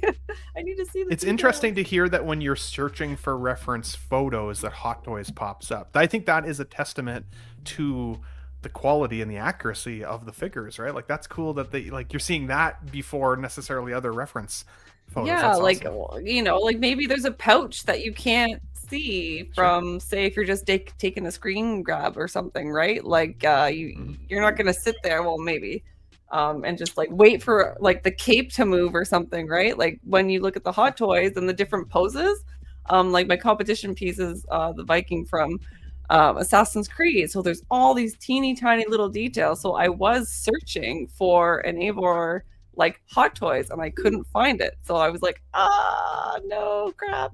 Like that, I would pull the trigger, right? Because I like desperately need every teeny tiny little detail. So if you get one, you probably won't necessarily need to be a collector. As soon as you get two, you're on the slide. It's like a really slippery slope. So just be very strategic with your first, because your second will make you drink the Kool-Aid. Well said, though. Jim, Vita, what do you guys think about Hono as a brand now? Are they getting past that kind of point of entry in terms of pricing? Does this pricing make sense? And are you excited about kind of the direction, right? They've been a little bit all over the place with what characters they're going with, what shows they're referencing. Like, how do you feel about Hono so far? So with Hono, I think you're right on direction. They've been a bit here and there, because obviously we started with X-Men comic books as the kind of main focus. Now obviously they've delved into Rebels, which is animation Star Wars TV show. So I think they've kind of muddied their waters a little bit. Maybe they should have gone through the X-Men line, see how they went with that with the animation line, and then kind of gone through. But I quite like this Vader, and I was just looking at price, because obviously for you, you said it's what, 220? I think you were saying 220, yeah. Yeah. So like £220 is a bit expensive, but conversion rate wise, I was just checking on Sideshow, and this shows up as about £171.36, which for me, I think entry price wise isn't too bad for this. So pricing wise, I actually think he's okay. If he was over £200, I think you're getting away from entry level pricing and kind of delving a bit more into, normal collector pricing, I suppose. Because I think the original Wolverine was about £156, £160, which I thought was kind of a nice price for the quality you get, especially with the seamless arms on that. That was a really fantastic figure. And this looks really nice. Like the design, Rebels, I think, I'm not sure if it's underrated, but it's a really good TV show. If you haven't watched it when it initially came out, or if you're a bit older, some of it's a bit of a slog. But honestly, get through it, and there's some real good payoffs in that TV show. It's fantastic. Totally. So it's a nice, it's a good figure as well. I'm quite excited about this. I probably won't pick it up just because aesthetically it doesn't fit in with what I have. But I like the design. I like the red visors on this version of Vader, and I think the kind of slim look gives him a slightly more menacing look actually than the live action one, almost. Although Vissa, you think he's a bit too skinny, right? Yeah. A bit too slim. But no, I think it's good, and I think pricing wise, in the UK it doesn't seem too bad. I think 171 for this is pretty much a reasonable enough price. But I don't know, Aaron, Pete, am I way off base? Let me know. Yeah, Aaron, what do you think about the pricing so far of Hono and just like the lines? They've been jumping around a little bit. Do you feel like we're ever going to get a completed line from any of these starts, or are they just dabbling at this point? That was exactly what I was going to say, Ben. This looks great, but I'd just be concerned I'm not a huge Rebels fan, and I've just like palmed it all off, to be honest. But if you were going to do this in a collection, you'd want full commitment that you're going to get every single character. It just look odd otherwise. Like my Vader, I said on OFAC actually, one of the most striking figures I've got is Vader. With I've got the unmasked head sculpt on the Empire Strikes Back version, and he's the one I always sort of, as I'm walking through, I always sort of look and go, yeah, he looks all right actually. I couldn't squeeze this in, so if I'm not squeezing it in, so that suggests that collectors want just this precise line. I'd be, yeah, it's a good price, it's a really good price, but is the line going to get finished? Because otherwise, you're going to end up with 2 or 3, and that's a worry. That. because it wouldn't just Absolutely. it just wouldn't just fit. None of them would fit into a collection properly. That'd Well, be my and own like concern. especially Rebels, right? Especially Rebels, when you think, Ahsoka in Rebels is a badass character, really cool character design.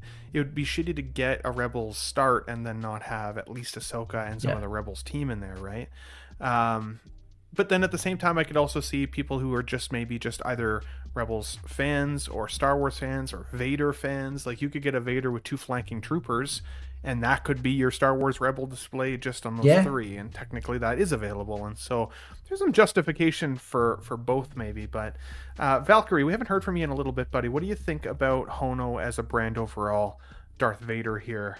Have you been tempted to drink the Hono Kool-Aid, or are you trying to stay away in favor of Hot Toys?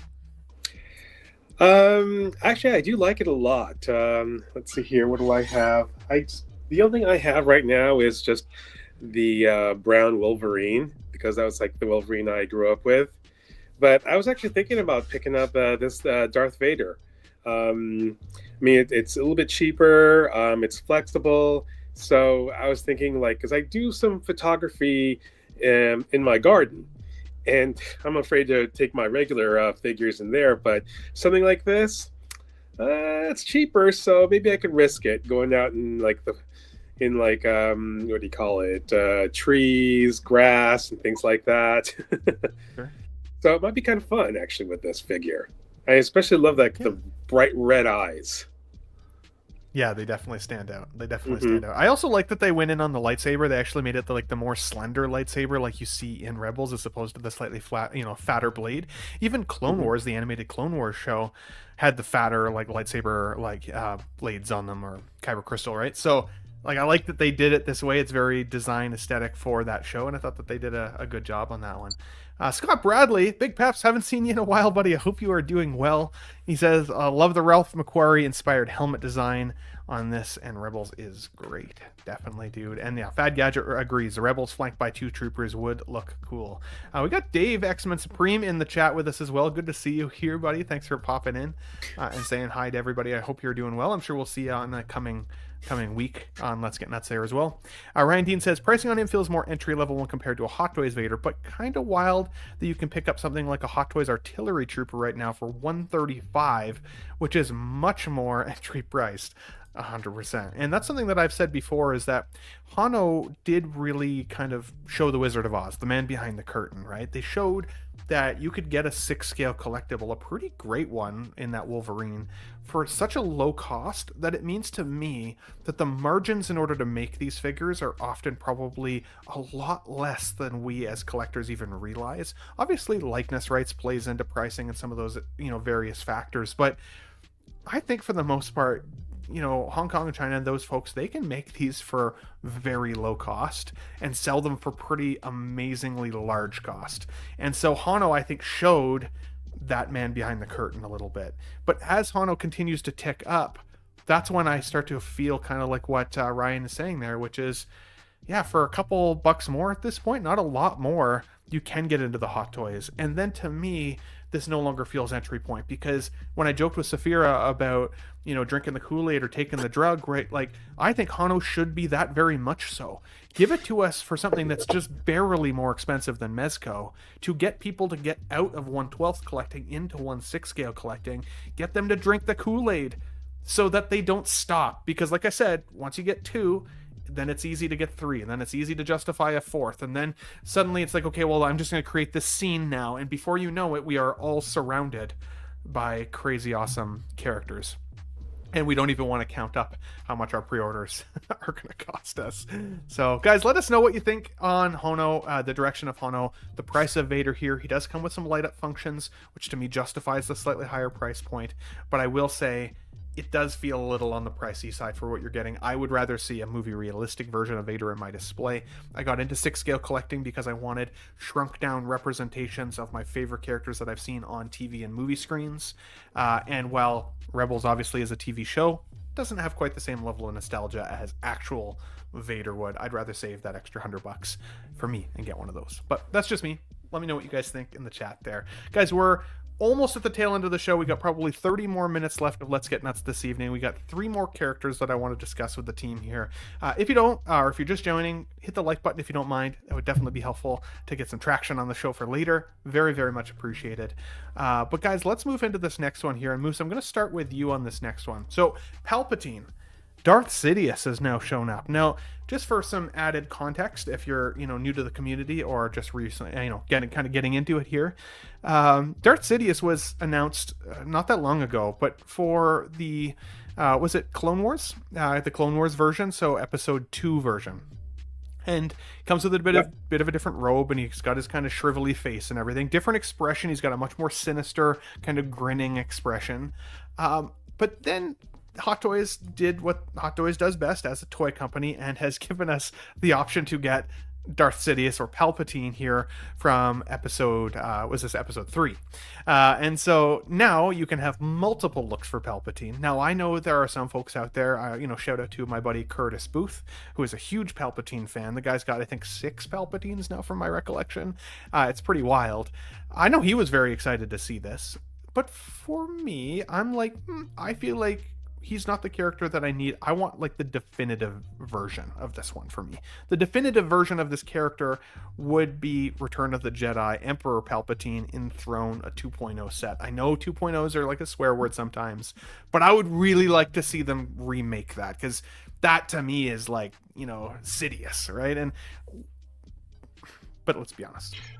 Dark side Anakin, or that Darth Vader figure just recently came up. There's lots of Anakins that are available. There's lots of great characters that you could pair with this one. And at the very least, unlike a trooper variant or unlike a clone trooper variant or one of those, at least every version of Palpatine looks different. At least he's got different head sculpts. At least he's got different robes. You can fit him into different movie scenes. There's more you can do with it. So all that to say, Moose, you're a pretty seasoned collector at this point. You got lots of different displays. How many Palpatines is too many Palpatines? Is this one that you are going in on? And is this a slap to Hot Toys collectors or a win for Hot Toys collectors? What are your thoughts? Oh, this is a big win for Hot Toys collectors, unless you pre-order the other ones already, and now you have to, think about, what did I do that for? You're looking back, I have to buy this again. So, and it's funny you mentioned the Sidious, the Palpatine on Throne, because I just bought that one, and a good price on the Facebook Marketplace. Recommend the Facebook Marketplace. Keep an eye out, kids. You might find a bargain. So, and I think I'm getting 2 of these. 2 of the Palpatine and the Sidious. I'm going to get 2 copies of this because you need to have both. We need there's too much going on. That you need to have more representation. You can't say no to this. So I'm getting 2 eventually. 2 is a bold strategy. It's a bold strategy, Cotton. Let's see if it pays off for him. Let's see if it pays off for you, buddy. I've seen the Darth Sidious on Emperor Palpatine on Facebook Marketplace as well, but the guy still got it on for $500, and I'm like, oh, you're just hoping somebody pays you $500 because at some point we are going to get that other figure. It's just a matter of time, guys. Please put in the private chat if you have some thoughts on the next couple figures, because I don't want to call anybody if you don't necessarily have some thoughts there. But Philly, what are your thoughts here for Hot Toys collectors with regards to another Palpatine or Darth Sidious? Again, we've got multiple representations of him now, but different looks, different facial expressions. Is this a win or is it a slap? It's kind of both. This is something for SAPHIIRA to kind of find out that if you're a big fan and you get every figure that comes along the way, like this one right here, we had the original from Return of the Jedi, which I have, and then this new Clone Wars came out, which I just got, and then there's another one from Episode 3. That's just the smiling face, which I pre-ordered that one. So Hot Toys like, you know what, Philly, you've been very rewarding customer. We're going to screw you and another 4th one from the same movie, but just different sculpts. So it's kind of catch-22. So you really can't win. So you have to be strategic with your purchasing. So unfortunately, I love this. I disagree with you, Ben. I think this right here is prime Palpatine. I know Return of the Jedi was awesome and he was menacing, but he was menacing and effing scary. Look at that face. When he puts the robe on Terrifying. And he's talking, that's prime. And not only that, but he's fighting with the lightsaber. So I'm definitely getting this, and I'm glad they added the other sculpt because you can again, pair it up with another, figure, which I happen to have the Clone Wars too. So, in a way, yeah, you can win, but also you lose. So, but I'm definitely getting this for sure. Do you think there's a chance we could get a 2.0 Mace to pose them up against, or And that's coming. That's coming. with so? rolling eyes, yeah, that's coming, and a Yoda too with rolling eyes. That's coming. Hopefully, better likeness. But Yeah. I still want the Dagobah Yoda back. I want Empire Strikes back. Puppet School Yoda. I don't love the CGI monstrosity that it became. I like the cute puppet version. You like that one? I have that one too. It's a very cute version of it, and it has the rooted hair as well. Yeah, he's got his little fuzzies and stuff, so you fall out. You love to see it. We got Jim and Vita. What do you think here about Darth Sidious Palpatine? Are you with Philly? Is this the definitive version, or for you, what would you guys say is your definitive version? I feel like you had a thought about it. Yeah, obviously the right side is just so creepy. So I'm not like the best person with like horror movies and such. So like even having a Pennywise behind me, and then sometimes when Jim used to be like not at home and I would work alone, and the Pennywise or like Art the Clown would fall over, that would just creep me out. So I think something like this being behind me, it would just creep me out, and I wouldn't want it in a collection. But obviously I know it's not just about me, and someone has a strong opinions about this figure. True. I think this is also as someone that PO'd the as someone that PO'd the other Revenge of the Sith Sidious. This one's initially when I saw this I was like, oh, for fuck's sake. Why have they done this to me? This is so frustrating.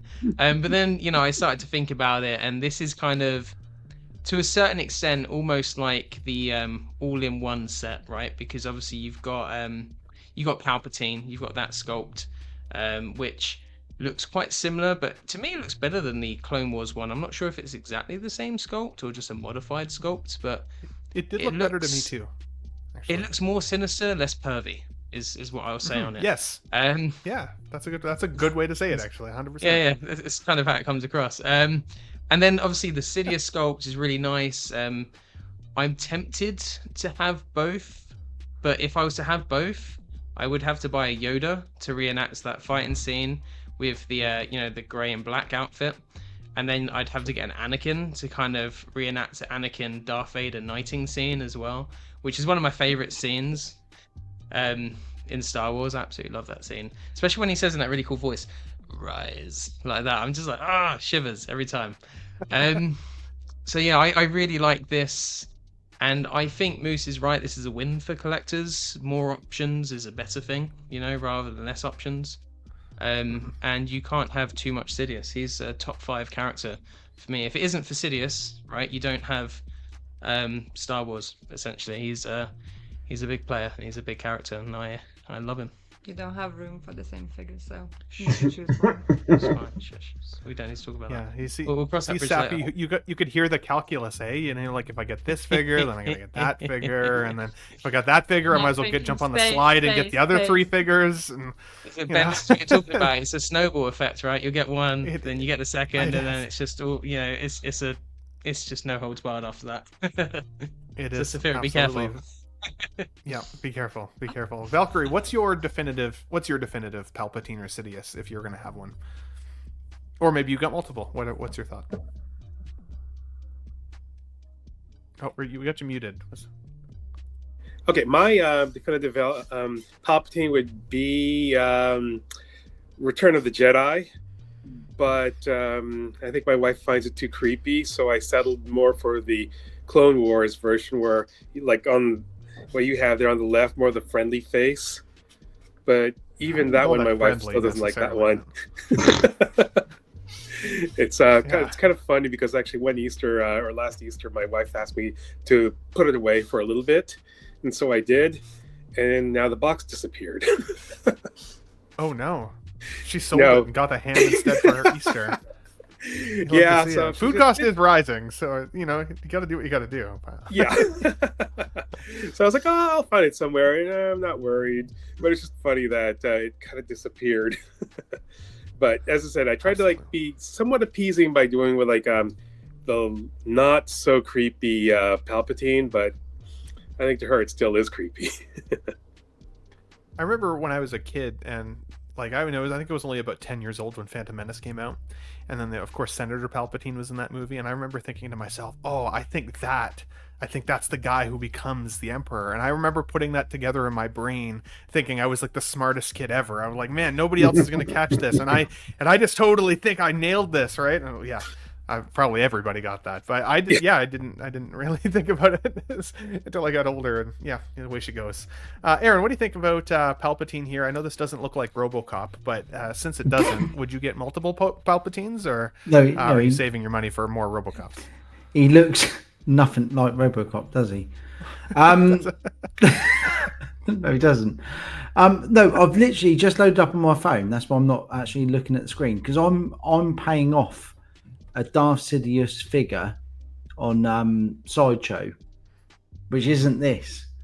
So now I'm really confused now. Like, how many Palpatines do we need? You got episode 2 one. You got the episode 2. Oh wow, is that one? I'm getting really out. Yeah, that's now. episode 2, I've had and a this few is beers episode 3. and a few wines, and I'm fucked. Is it the same Sidious? Is it hard No, to I mean, say, you know? I mean, I'm happy with the one I'm paying off. I'm just looking at the pictures now. I'm going, no, he looks all right. He looks all right.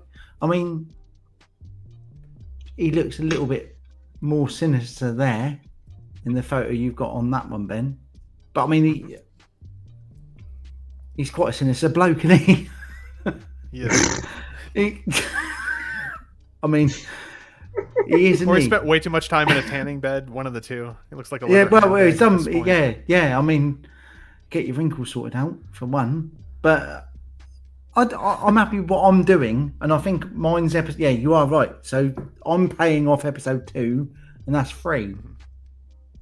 Yeah, I'll take 2 then. But again, he's already got it in his basket. It's Hot Toys again, though, isn't it? Oh, here you go. Here's another one. I haven't even paid off that one yet. What do you want to do? Sell that one off and get that one in? It's just like, for Christ's sake.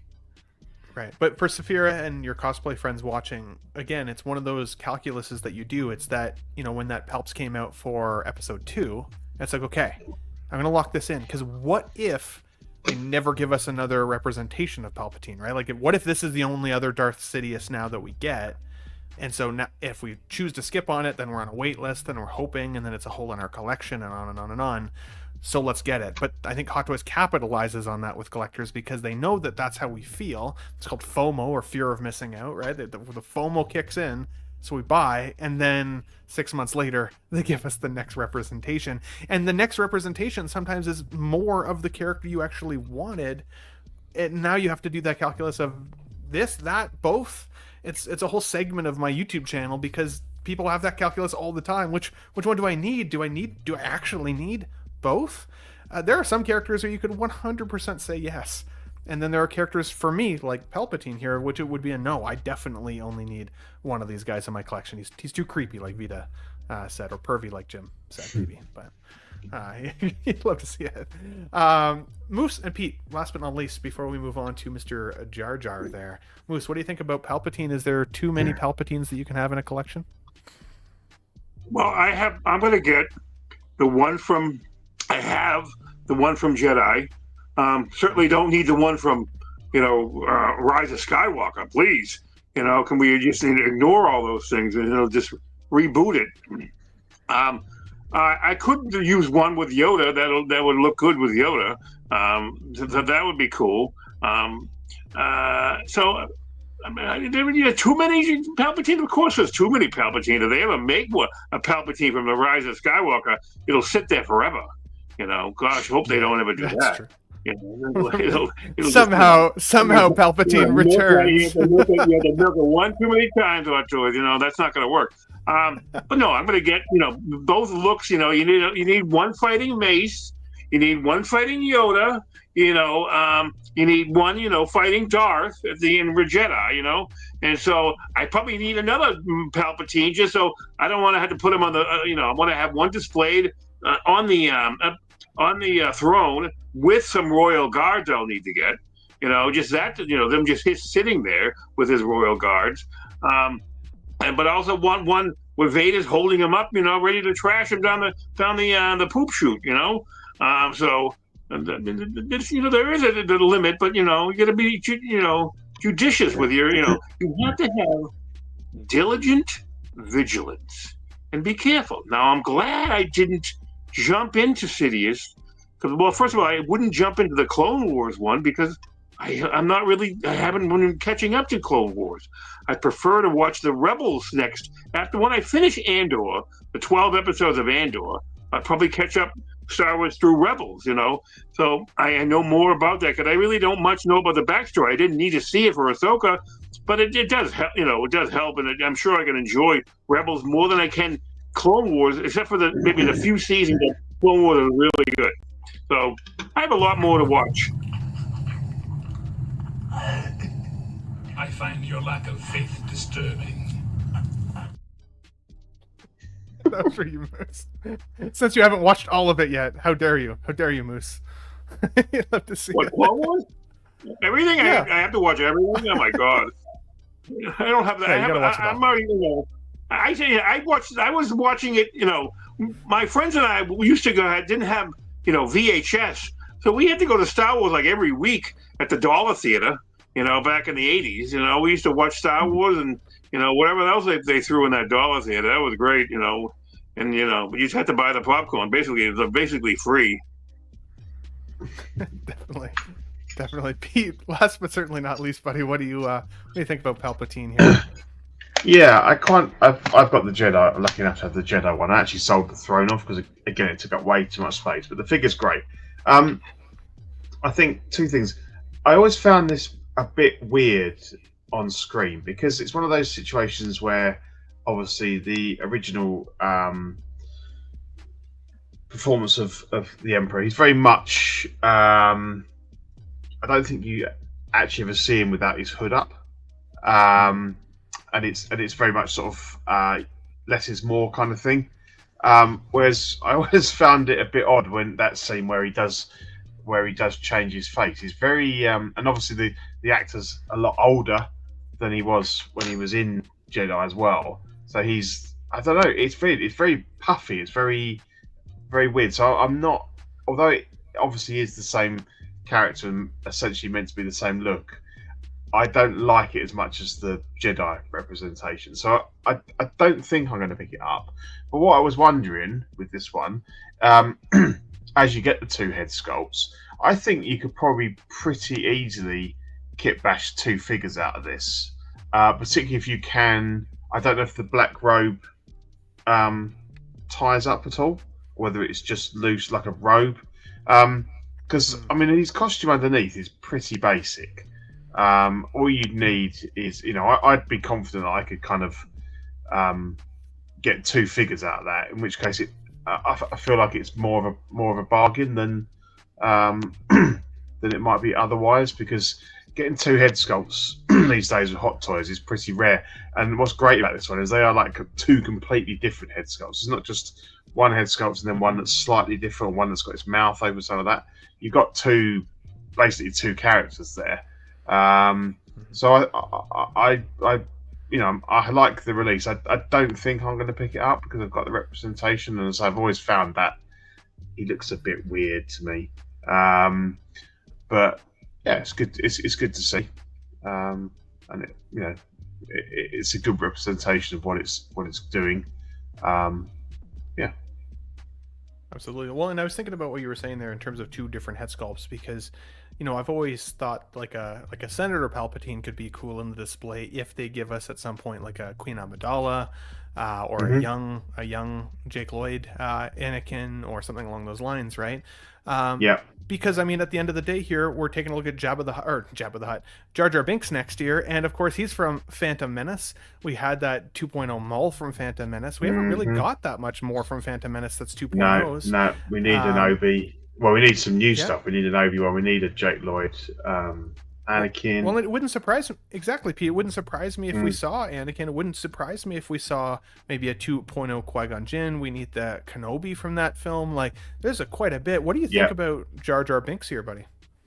I really like him. I think, in my mind, it's like the it's the most full circle I think I've ever experienced with a character who was so hated, and obviously the abuse that Ahmed Best got, which was completely out of line at the time. That he's just like, the years have been very kind to him. We've just done 25 years, and I think I've certainly kind of grown to maybe not love him, but accept him. I brought my son up. He's nearly 15 now, but brought him up with Star Wars and everything. And obviously, like Jar Jar Binks was very much appealed to him when he was kind of 5, 6, sort of thing like that. So it's quite a gateway character to get into because he's silly, he's stupid. So I kind of like he came sort of came back into my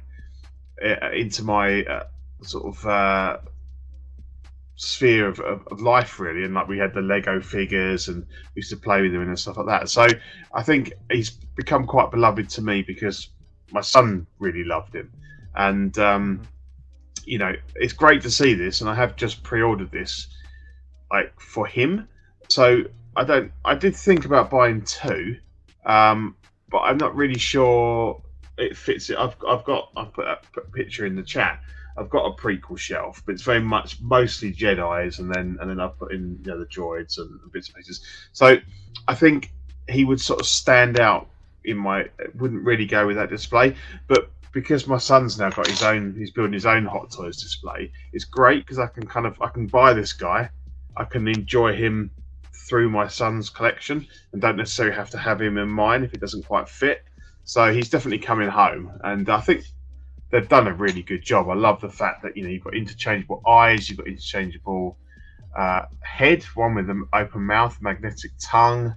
Thought of everything really. Wide ears, all that sort of thing. And obviously there's that cool For one. the 285 price point too. Yeah, For the 285 price point, which I was surprised about.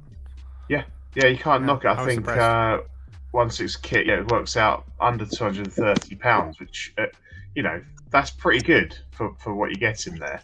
And so that's been pre-ordered, and I think it's great to finally see him. It's kind of like his final vindication that he's been accepted.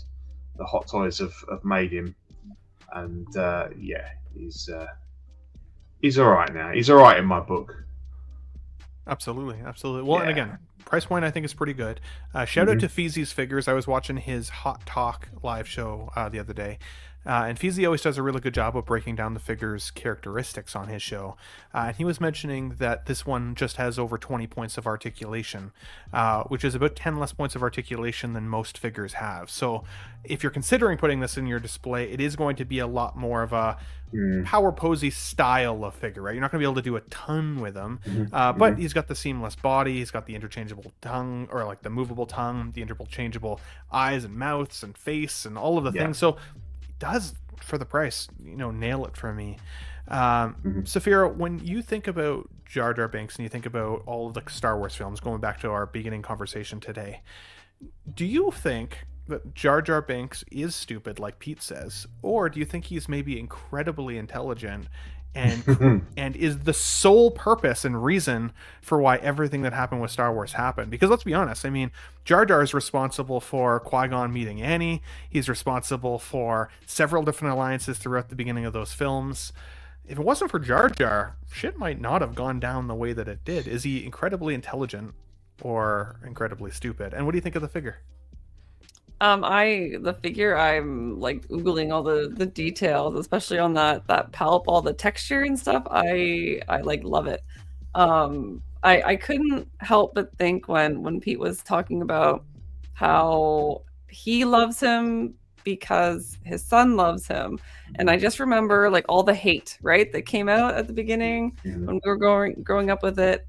And I remember that they like kind of were specifically trying to tailor this character for the next generation of Star Wars. So I just kind of feel like what you just said, Pete, was a complete like full circle moment that like it worked, right? Like your kids love it. If I showed him to my kids, my son would get such a kick out of him too, right? So is he intelligent? No.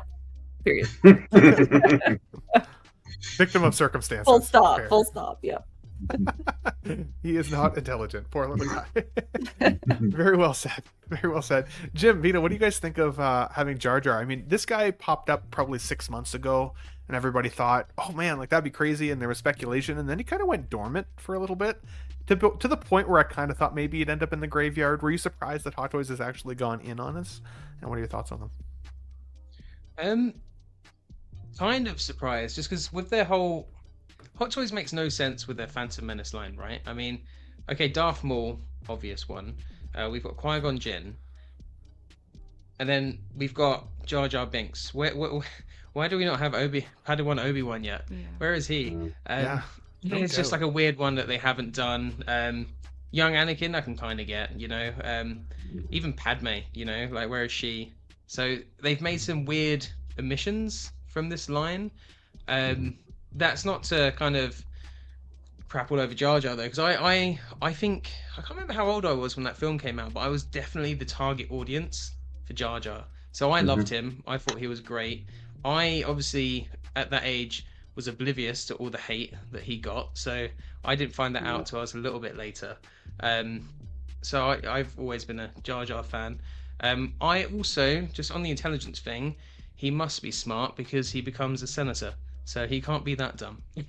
So he might have just been a little bit immature in that first one. That's a hot take right there, considering I know we said at the beginning we were going to talk politics, but man, like that's a hot take. I don't think all senators are necessarily smart.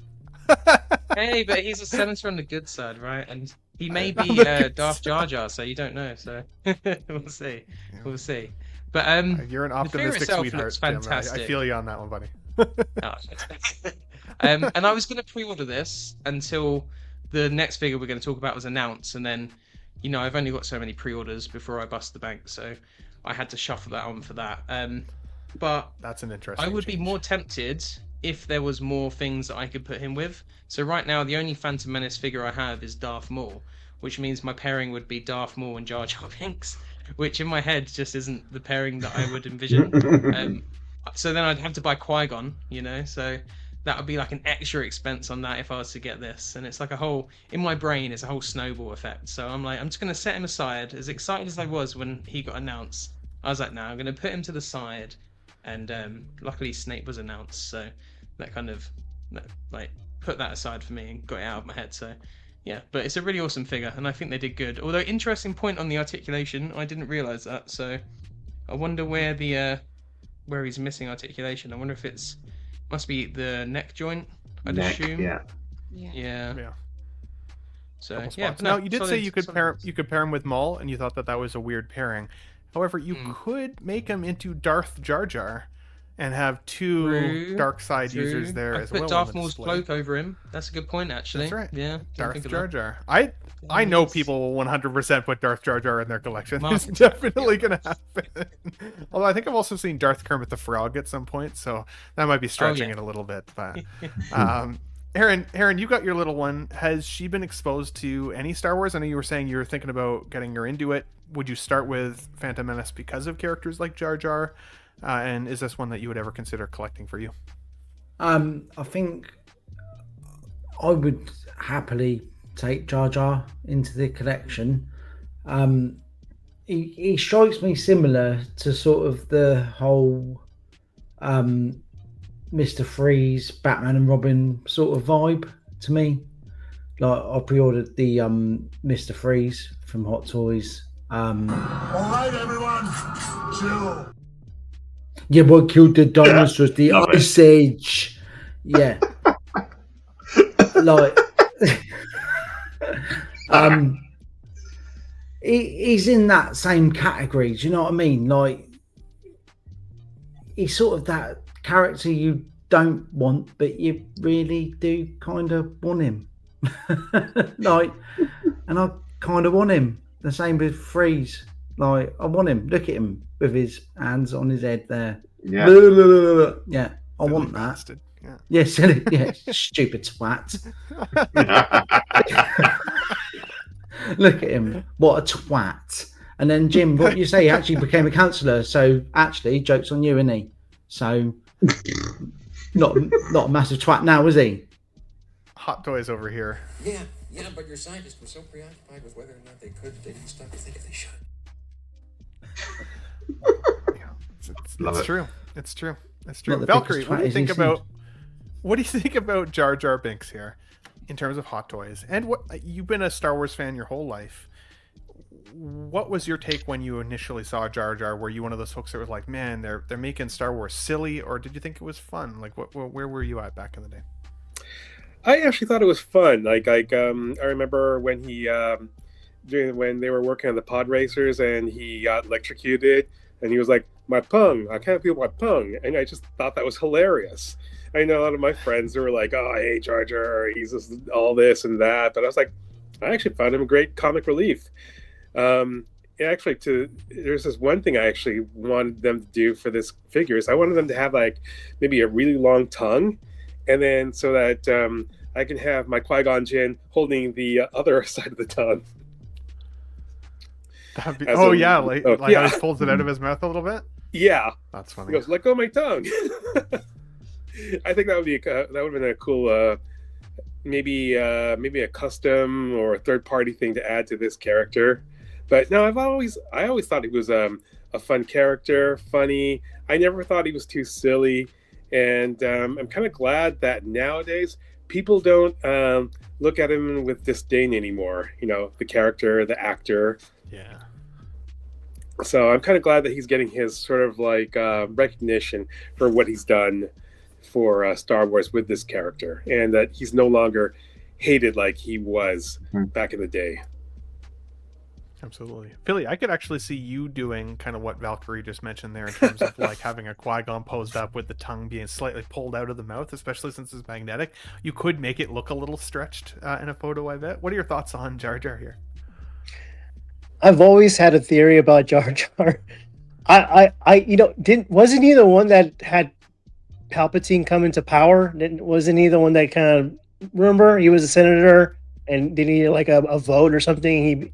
And that's when Palpatine became the chancellor or but anyways, my theory of him is I think he did become to the dark side. I think he did become Darth, like apprentice maybe to Maul or Palpatine. You never know. I mean, I think that'd be really cool. But I loved him in the sequence. My special favorite scene was when he was accidentally, they're fighting the droids in Naboo. That was a really cool scene with he was doing all accidental injuries. But I definitely coming to the collection, and who knows, maybe I'll get a second one to kind of customize for a Sith Jar Jar. That'd be pretty interesting. Ben, have you got any other pictures? Because I think they've again teased the lighter coloured battle droid in the photos for this. He's got one stuck to his leg, and obviously it doesn't come with any bits of a battle droid. But again, I think it's the second time they've teased the sort of the sandy coloured battle droid. So the OGs, yeah, we're going to get that at some point because at the moment we've still only got the Geonosis battle droid. I forgot about that actually, Pete. That's a good call. This one here. Yeah, that's it. So they've got to bring it out. Yeah, that definitely does look like like no-brainer, isn't it? Yeah. 100%. They already have the mold, so it's yeah. Well, and some of his some of my favorite interaction with him is him trying to fight these things. Yeah, like, that was a hilarious scene. You could just 3D print the droid. Just saying. Yeah. Ooh. Yeah. Well, there you go. Who's converting? Saphira's going to start taking commissions. She's just going to start taking commissions. Be careful. There's over 50 people still watching. Yeah, that's fair. That's fair. Pete, any other thoughts? Or sorry, I should say Moose. I didn't get your thoughts on this one yet, buddy. Yes. Well, this might be inflammatory of what I think about Jar Jar, but I think Jar Jar is an inherently racist character. If you all know that George created, Star Wars out of his memories of or reimagination of his childhood serials that he used to watch, like Flash Gordon and Buck Rogers. And he bases a lot of older things, whether any of his movies are older things that he just reimagined. And he takes inspiration from old movies. So if you go back into the some older movies and older serials, you'll find a character by the name of Stepin Fetchit. And this is basically the Star Wars version of Stepin Fetchit. You can Google that and see if it compares. Maybe I'm out of my mind, but first of all, it was 16 years from Jedi to A Phantom Menace, and this is what George gives us. So I was like in my early 20s when Jedi came out, and a teenager when Star Wars came out, and I'm in my later 30s or mid 30s when Phantom Menace came out. So I don't need Jar Jar, this baby doo-doo. Mic drop, by the way. Sorry, mic drop. That escalated quickly. I mean, that really got out of hand fast. It jumped up a notch. It did, didn't it? It jumped up. The other good thing we haven't mentioned is it's another use of the sand base, or the Man on the Moon base, as Zach would call it. I was trying to see that up close to see if you could see footprints in it, though, or not. Yeah, there'll be those same human footprints that are nothing like Jar Jar's feet, guaranteed. I like it. 100%. Yeah, that's a bit of a rip-off, I think, in my opinion. If Interesting Jar Jar theory, was a though. good character, if Jar Jar was a good character, he would have had more prominent roles in the other two sequels, the other two prequels. As far as I'm concerned, he was used as Palpatine's, stepping off point. He assisted him in destroying the Senate. Mm-hmm. He's a cipher, I consider him. That's interesting thoughts, though, on like how this compares to that other character. I'm gonna go back and I'll take a look at that. I've never heard that before, so that was interesting. I'll send you I'll send you the spelling. Cool. Yeah, definitely appreciate it. Guys, let's move on to our last figure of the day, and then I want to respect everybody's time and get the mail out the door. I know everybody has different time zones all over the place, and it is getting late for our friends over on the European side.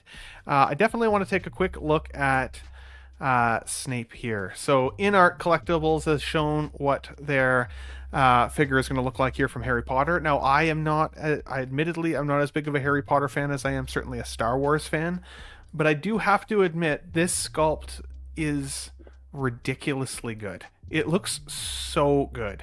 Now, I've purposely skipped on the other Harry Potter figures, so this is not going to be one that I pick up, but for the Harry Potter fans out there, this feels like a win. I think the only small criticism that I've seen is this representation of Snape isn't from the Philosopher's Stone like the other characters so far. I think this is from the Half-Blood Prince, if I'm not mistaken. And from that film in particular, his hair is a little bit bushier. It's not quite so flat against his head. That's literally the only criticism that I've seen. This is an actor who's, tragically passed away. I think that this is a phenomenal representation of him as that character. And of course, Harry Potter is going to be making a return, in live action again here soon, with a completely different, actor cast, obviously, even a different color of character cast. So that's going to potentially create some controversy, but hopefully it still be a cool representation of the character either way. This, though, for the Harry Potter folks, is fantastic.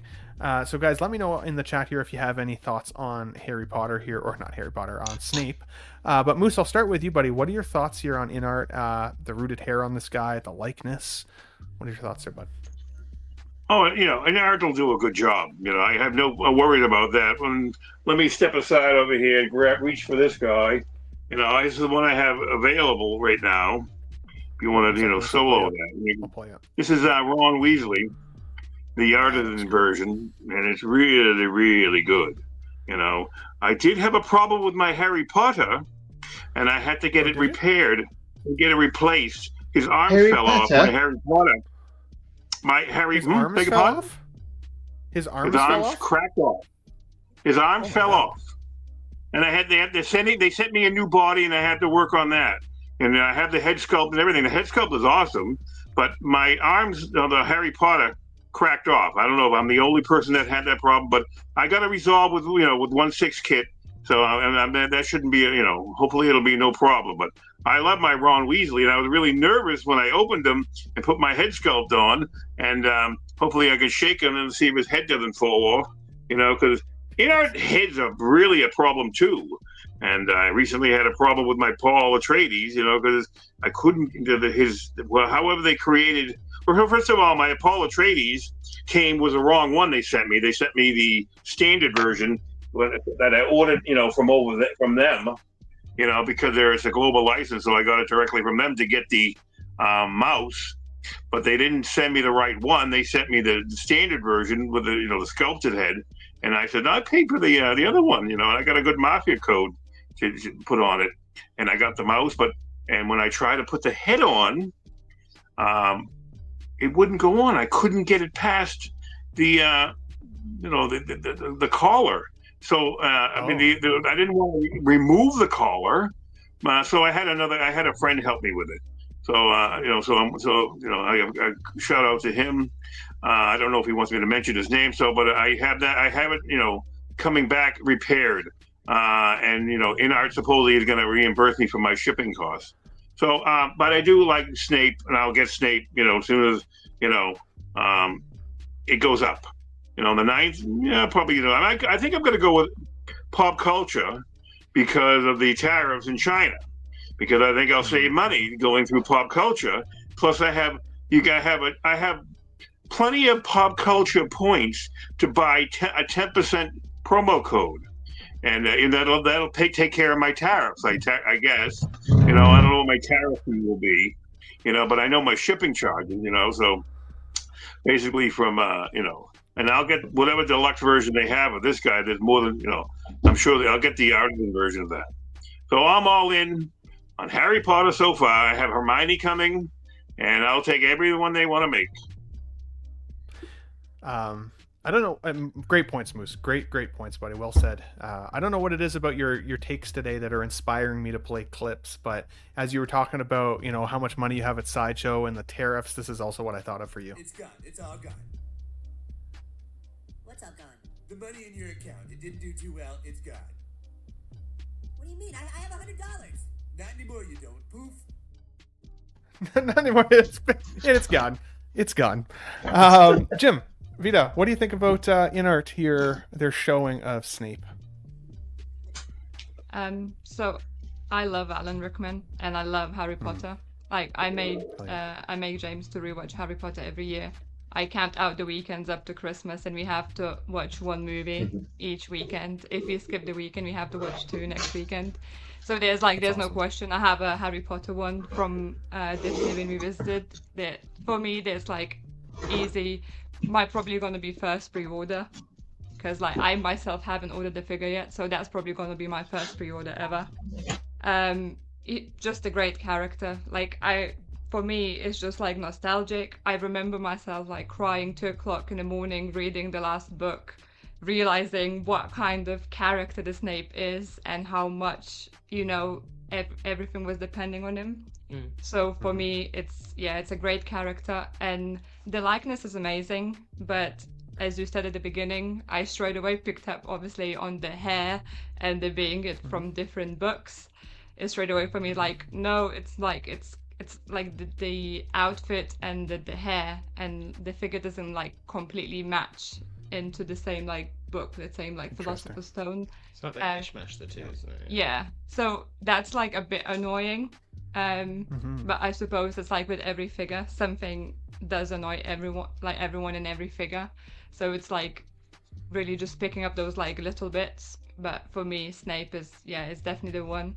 I easily skipped through Hermione and Ron, because they're great characters. Obviously, they the main characters. But for me, Snape is more of a character of the Harry Potter than those two.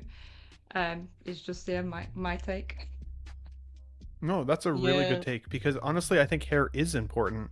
I don't think that's even nitpicky at all. If the character is somebody that you love and love seeing on screen, then when the hair is wrong, it throws it off, right? I mean, people were critical of the Return of the Jedi Han Solo hair sculpt, but it was pretty accurate comparatively to what people wanted, which is Bespin Han from Empire Strikes Back, right? You can't fit that Return of the Jedi one in very well because it's a very different hairstyle. The hairstyle does make an impact to the character. I think that's a great point. What were you going to say, Jim? I mean, our thoughts are pretty much a line. To be fair, if she doesn't PO this, I would. I love the films as well. Love the books even more. Yeah. I didn't go in on the trio purely because I don't. It's difficult to collect whole lines, right? Because as much as I love Harry Potter, there's other lines I want to collect. So if I was to get the trio, that might mean I can't get anything from the Alien series, you know, or I can't get anything from Marvel, you know. It's just like, it's just so I have to like pick and choose, like for myself personally. And Snape's just a great character that I feel like I can have him as my Harry Potter representation and be done and be happy with it. Although their Richard Harris Dumbledore does also look fantastic, and I'm looking forward to seeing that come up for PO eventually, so I'm really excited for that one because I could also get that. Also a bit gutted they haven't got McGonagall yet. I reckon she'd be a big seller. Oh yeah, I mean for me the Harry Potter is like you just get all like, the teachers. Yeah, once I would get that is Snape. I think that's where I'm gonna like get the itch getting the trio as well, obviously. What about Voldemort? Would you get Voldemort? Yeah, I would get Voldemort. Yeah, 100%. Yeah. I would also like to see a Hagrid. I prefer honestly. like the I really characters enjoyed as well, Hagrid. a bit older. Oh, Hagrid, Yeah. Oh, Hagrid. Yeah, one of my favorites. That's for sure. Like with Harry Potter, for me, it would be very hard to stop those pre-orders. To be honest, it would be one of the sweet spots with me that Jim would have to hold me back than the other way around. What a shame. Absolutely. X-Men Supreme says Alan Rickman is freaking awesome. What you guys don't see is in our private chat here, Valkyrie Magnus said that he also wants a Hans Gruber. So, I mean, you could cut the hair, dye it a little bit, and definitely have a Hans Gruber if you really wanted to. Valkyrie, maybe don't cut any heart. Maybe don't do that. Pete, last but not least, buddy, you had some thoughts here on Alan Rickman's. Yeah. What do you Good think? luck sculpting Hans Gruber's beard on there as well. By the way, That's true. That's true. Yep. I think Jim's point is quite interesting that he would choose this as his representation of Harry Potter world, because I was obviously for me I considered getting the Harry Potter to be just my representation of that franchise, because I do really love it, and you know, it's very Christmassy. It's got that kind of warm feel to it. You know, it's very comforting movie, especially the earlier ones. But the price of it just put me off. I think it was close to £600. You know, so probably 800 USD to order the deluxe Harry Potter. You know, with the rooted hair. I wouldn't have the sculpted hair as much as it looked okay. I think, you know, if there is an ultimate version available, I wouldn't be happy with the plastic one. So that put me right off, and I would have just had that one. And obviously then Ron's coming, Hermione's coming, this one. Do you have a price on this one, Ben? Have they put a price out yet? I don't have a price in front of me. I apologize. That's Yeah. something that Oxfather always does well for us. But yeah, let us know the price, guys, if you can. Yeah, and I think obviously they are very expensive for very little. If you like, I don't know whether he comes with potions of business, but the outfit's quite basic. You are paying for the head and the hair, and they are amazing. I've got the Aragorn. That could well be my on the counter here. Yeah. I've got the rooted Aragorn, and he's probably my one and done with Inart, to be honest, because I think when they put that price out for Legolas, I was kind of like, I'm done. But I think, you know, we've all got choices, we've all got priorities, and I think if I wasn't collecting Star Wars, you know, the stuff indie, the stuff that I collect, then obviously I would have more money to go all in on this Inart Harry Potter range and be like really happy with it, because I think they've all been really great so far. So I think for me, I'm just not enough of a fact. It doesn't sit, you know, in terms of like my other nostalgic kind of loves. But it looks great. It does look really good. And I think there's definitely going to have a Hagrid. You're going to have a Voldemort. You know, and what's to stop them finishing with? Obviously, this has now gone. This isn't Philosopher's Stone. Sorcerer's Stone, as some of you might know. So obviously you're going to get other versions of the kids and loads of stuff. This could go on and on and on and on. So, start putting your money away if you want to kind of carry on with this line, because I think it'll run and run. But what they've done so far is great, and maybe I'll pick up a Harry one day. But yeah, I think it's possibly their strongest line, to be honest, and the one that's got the most longevity. Because obviously they're going to do the Lord of the Rings Fellowship, they said, but I think Harry Potter. Agreed. Nobody's done it. Star Race did it a long time ago, but they didn't do it justice. So I think we're finally seeing that franchise get the figures that it deserves. Absolutely. Yeah, well said, buddy. Well said. Sorry, I was joking over your points because they were all fire points, but so I didn't realize he came with that much green. So I was like, wow, that's maybe I should buy this. I hate to see it. Good old Canadians. All right, guys, that is it for the day. Thank you so much for being here. I want to give a special shout out to our Tough Nut Crew channel members. We got Alvin J collecting weekly, Money Mendez, 1 Adam 12, 6 Scale Mafia, 1 6-Figure Focus, X-Men Supreme, King Dingaling, Sith Scale Collector, 12-Inch Moose Stream, The Batman, The Movie Canon, Parks Industries, SpongeBob Square Balls, Honest Hansel, Peter Cass, Harry Dempsey, Ryan Smith, Collector Joey, Sam Gist, Rachel Miller, Jose G. Hernandez, Jose Plus, Figure in a Bubble, Collection Obsession, Blurred Dad Life, Don Maton, Alex Serrato, Pop Culture Relics, Daniel S.C., Figurecraft, Trevor Weed, Big Rib, as Dean would say, Big Dog Pound 1 with a woo out in the background. We got Real Tex Conway, Monroe Corbeil, Valkyrie Magnus, Brick Artemis, OG fan when Star Wars was just Star Wars, Tijuana Mike, aka King Churro, SAPHIIRA Cosplay in the house with us as well, and Aaron Broverman. You love to see it. Thank you so much for being channel members, guys. I definitely appreciate all of you. With regards to my esteemed panel, thank you so much for taking 3 hours of your Sunday on May the 4th to be here with me today on the show. I know everybody out there who's watching appreciates it. None of them can appreciate it as much as I do, though. I love you guys. All of you are absolutely welcome to come back to any show in the future. Please keep me posted. I would love to have you guys back as guests anytime. For SAPHIIRA Cosplay, it was your first time on Let's Get Nuts. I hope you feel like you are now extra nuts for the rest of your day. How was your experience, and is there anything coming up for you that we can look forward to in terms of your content? Thank you so much for having me, Ben. We've talked about this for a while, so it was nice to be able to do it. Yeah, you guys were the same is what I'm picking up, right? Like I just wear my stuff and you guys mess with yours and add to it. So right. I don't know, we're all nerds at heart, so I love that. Yeah, I need to start working on my competition piece again this year. It's Eivor from Assassin's Creed Valhalla. Viking, basically. Hardcore Viking. Should be super fun.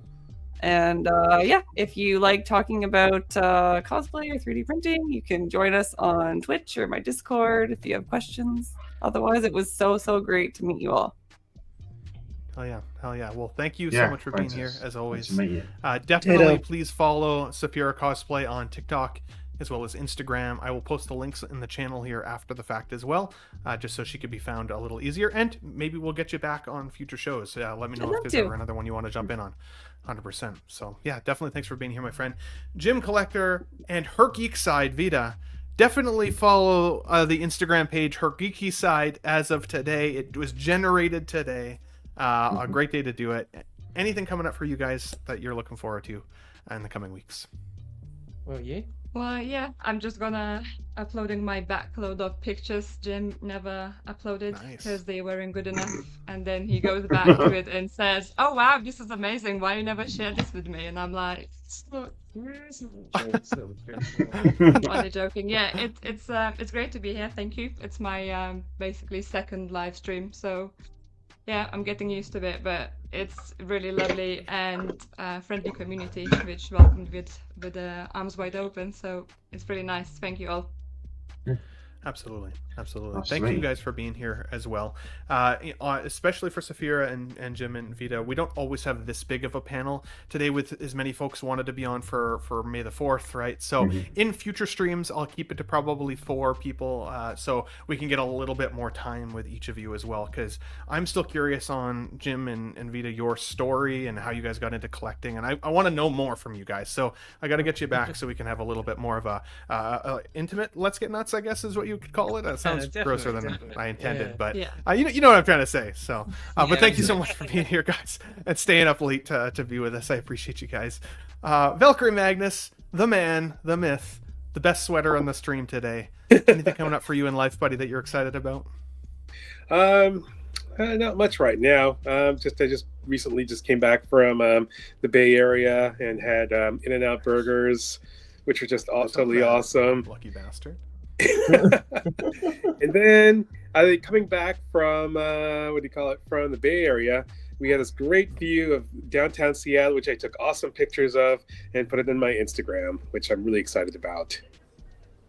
Awesome. Absolutely. Go and check out some of Valkyrie Magnus's photos. Some of his scenery photos are insanely good. And then I love seeing your figures out in the grass and stuff. I mean, you're more of a dangerous man than I am, but great photos, just the same, buddy. So thank you for being here as well, buddy. I definitely appreciate you. Mr. Moose, 12-inch Moose Dream, first time on Let's Get Nuts. Thank you for being here.